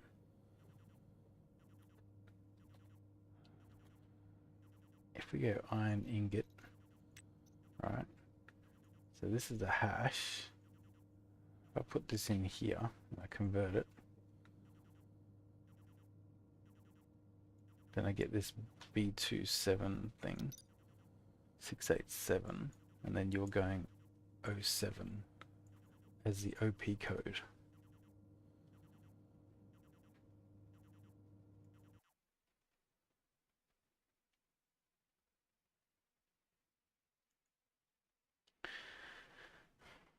Yep.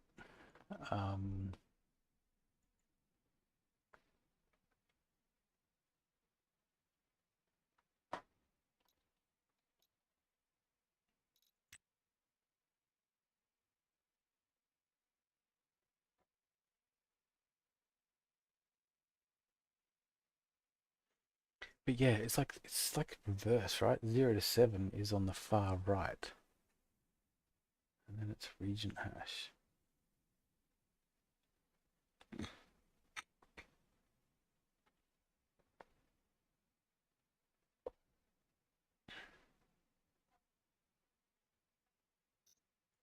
What if instead of 07 we just do 7?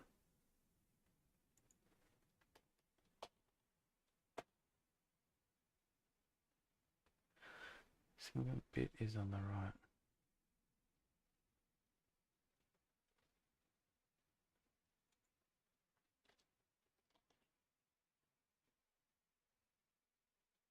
And what's the 0 actually? What's the 0? Because that's put D. What about put D?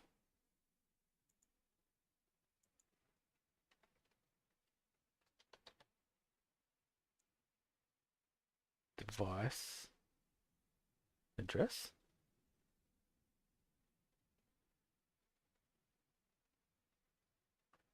See, put D. Is it possible that maybe it's just put now?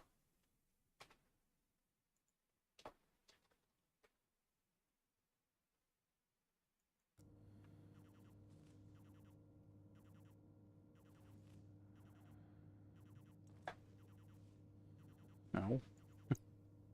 Okay. That's for science we need to do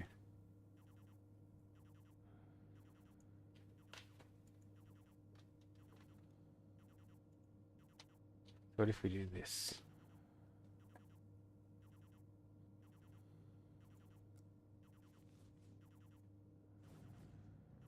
Okay, so put works, right? So I think the put D is I think the D is irrelevant. So your script works with just put, same thing, just with put.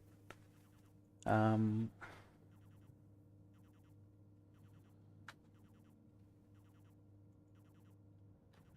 Power low.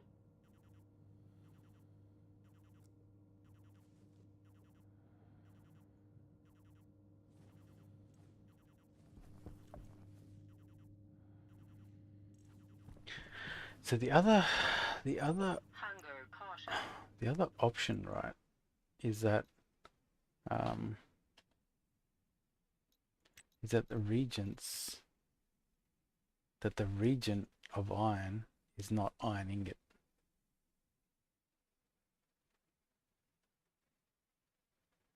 And because maybe regent of iron needs to handle both the ore and the iron ingot. That sort of makes sense. Let's see what that does. Okay, so that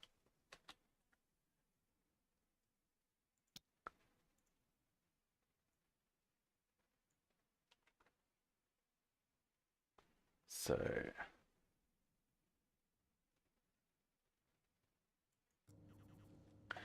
if we do that, hey, hey, we got iron out. That's pretty cool. Yeah, so there's a region section in the Stationpedia, and yeah, that's actually pretty cool. It see this type of coding, it's like that's rough because it's not like there's any logic behind. Well, I shouldn't say that, but this doesn't read very well, right? So,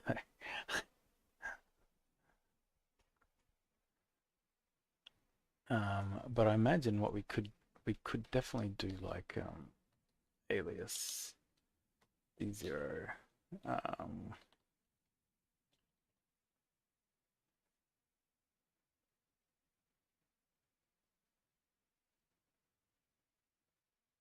What's this? Yeah. I don't like I don't mind this. I'm not a this does my head in. Let's just see if this works, right? So I imagine it will. Okay, maybe not. Device. Oh no, I need the 0, right?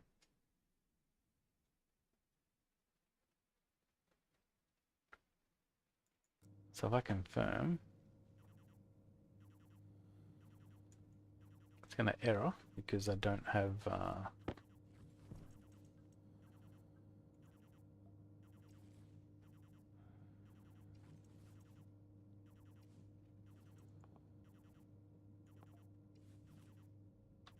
Oh wait, there might not be any iron in there.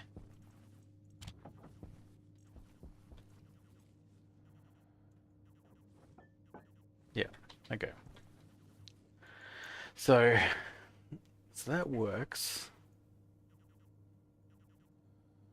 So then I could also do this, right? Alias iron. Um,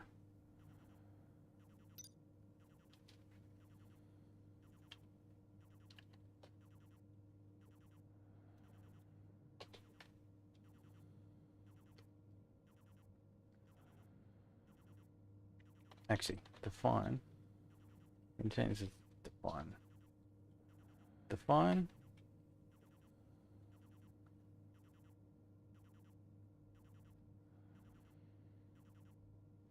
Hmm.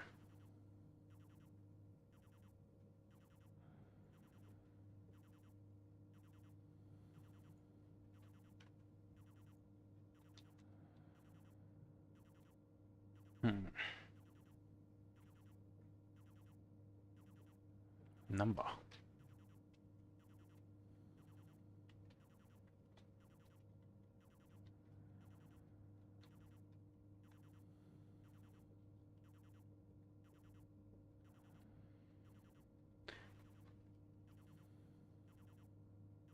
Right.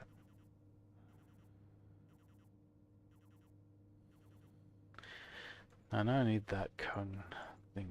Is there a con cat or something?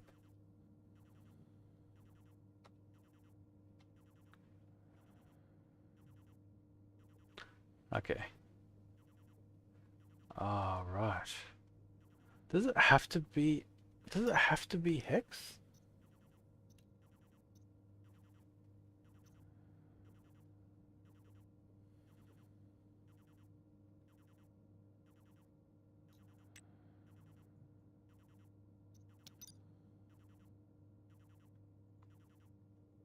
So let's try something. So if we go put D0, or put auto flag 0, and it would be this, but then you also have to add an 07.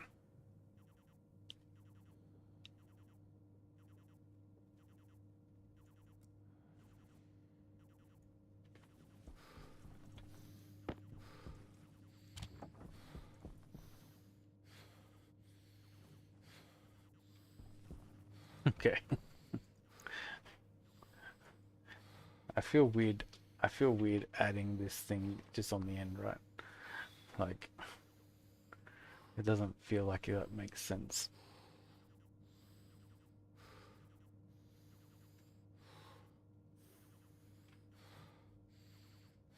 Okay.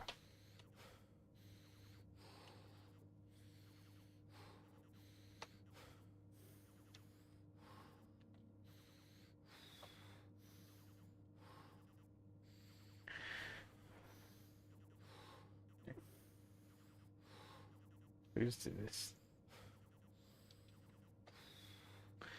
What we do is load your iron hash into the R0. Yeah. Okay.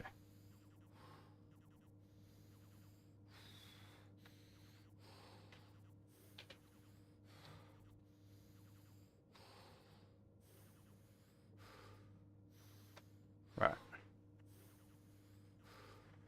Okay, we'll do this. Confirm.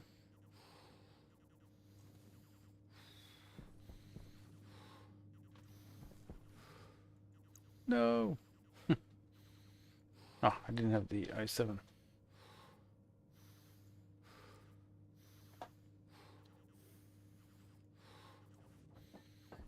Okay. Cool. So we can sort of make it like readable, right? Then at least there's only one magical number. But you're sort of saying iron region export. That's actually really cool. What? I need to save that as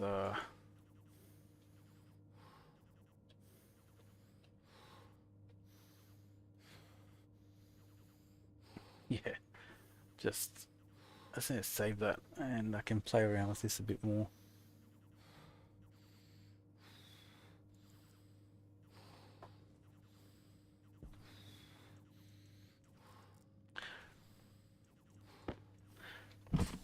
Pressure critical. Oxygen critical. But yeah, that is pretty cool. Pressure critical. Oxygen critical. Pressure critical. Oxygen critical.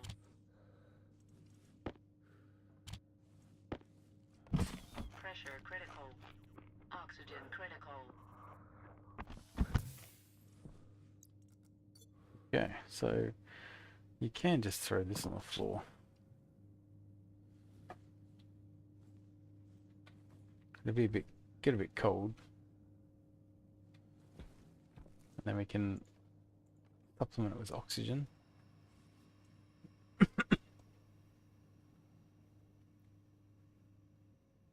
And if we just push it to 30.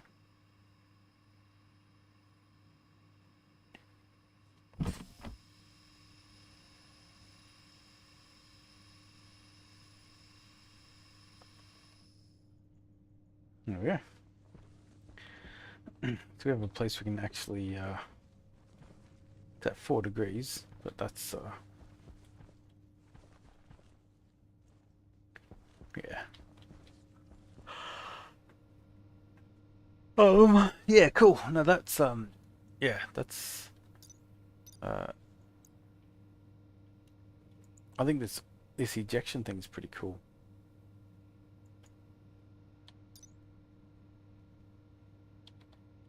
And so they'll all have the same.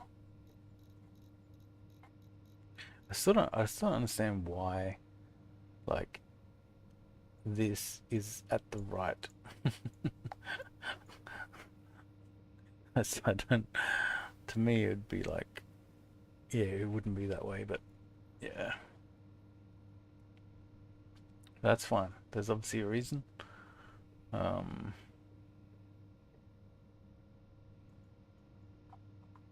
See, how do you even know it's stack address 0?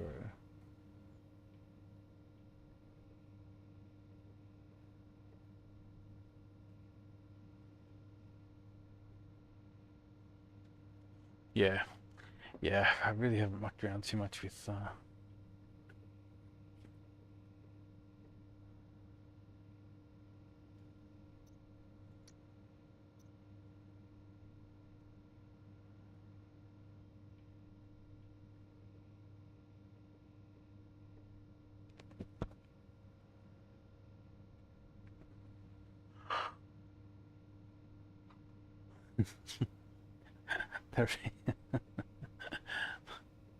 the reason I wanted to break it up like that was to make it like easier to read. I think all those commands, I think it's almost better um, just to define the region and the OP code all in the one variable, because exactly what you just said just then, like yeah. But that's cool. I'll have to play around with this yeah, a bit more. But this is cool, but because I typically just stay in the logic variables and that. So anyway, I've got a cardboard box. Can I put a cardboard box in a cardboard box? No. Okay, they thought of that.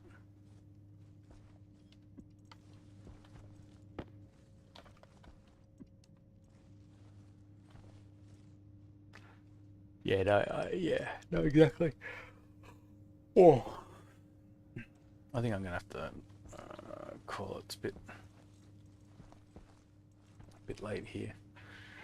But yeah, no, that was a good good setup. We're a bit slower than how I normally get going in this. Um, but you do have a lot of time with the standard resources. We do have a breathable area. We just need the only thing we're missing is food. That's the only thing that we're not sustainable with at the moment. Um, water and oxygen we can just get like from the ice and the oxide around, so we don't need them. Um, yeah, but yeah, no, it's all. Oh. Yeah, and then yeah, I'm gonna have to play around with those yeah, those memory things, because you've showed me how I can talk to them. So at least now if I look at those instructions, I can at least know what I need to do. But there's no way I knew you'd have to convert it to hex and all that jazz. Like, yeah, that doesn't so. But yeah, I gotta call it there. I've got a slate here. But yeah, no, good session. So yeah, thanks for your scripts. I've got 3 cardboard boxes, and at least I know how to print them out in the future. Logical shift left.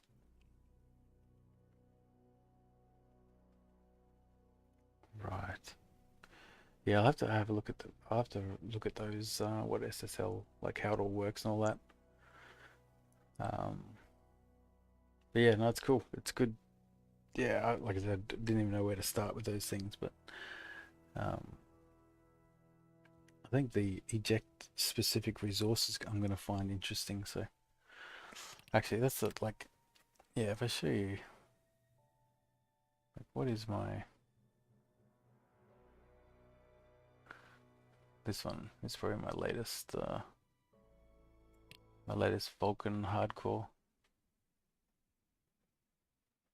I don't know what I got up to. It's been a while. It is attempt 2 because I think I stuffed up and died. Okay, so in 60 days, we've got Stirling engines. We're making water.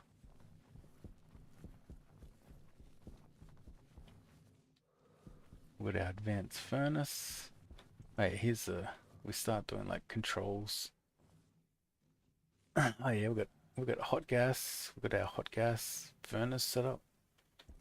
There's our intake vent, turn on and off.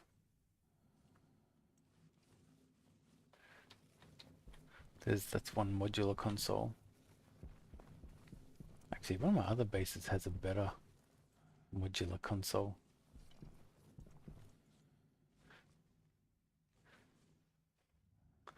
Yeah, it's on Vulcan. Obviously, we've got French fries for days. You'll eventually get to the point where you have a mazillion French fries. Yeah, so I've got water. I've got Stirling engines working with water. I've got, yeah, relevant power is my internal.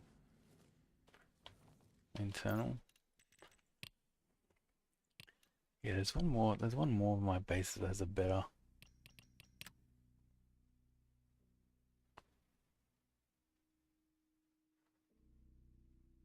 It's probably this one. It's like in binary. If I 1 by 4 places, it becomes 10,000, which is 16. Yeah.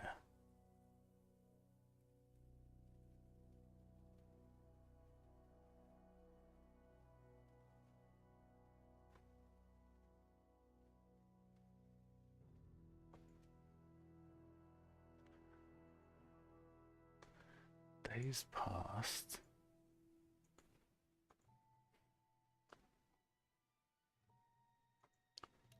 Days past 176. Yeah, this will be it.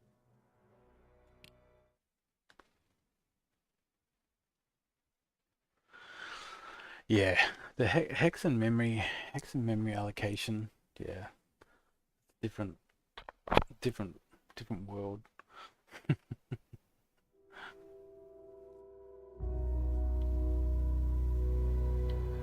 Yeah, this was my first successful like long-running Vulcan base, where we've gone past summer where the sun goes down, and yeah, you just got all these like this is my fuel mixer, so I think it's got a limit of 10,000 megapascals. Oh yeah, and there's no oxygen coming in.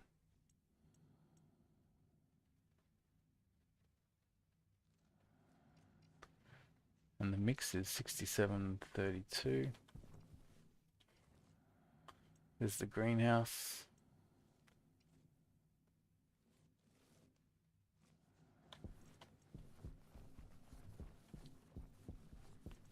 Do I have an advanced? Yes, these advanced consoles, I just love them.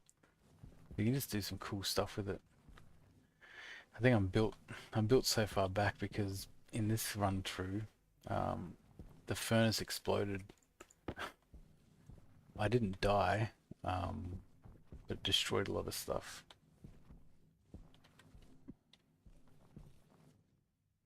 But yeah, I've also got,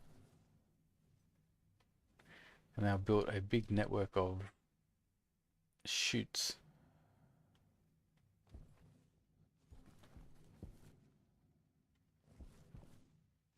Oh man.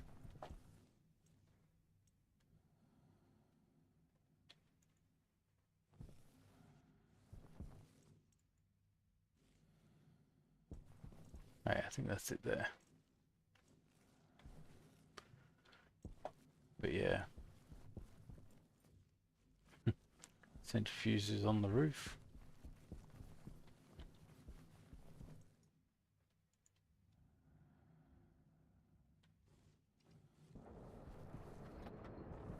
Weather station, deep miner. Yeah, this is me experimenting with the Stirling engine.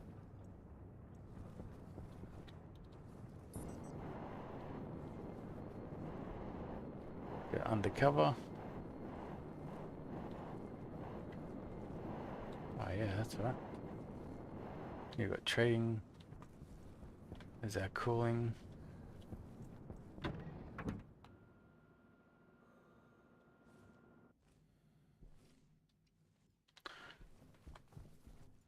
There's all the trading stuff.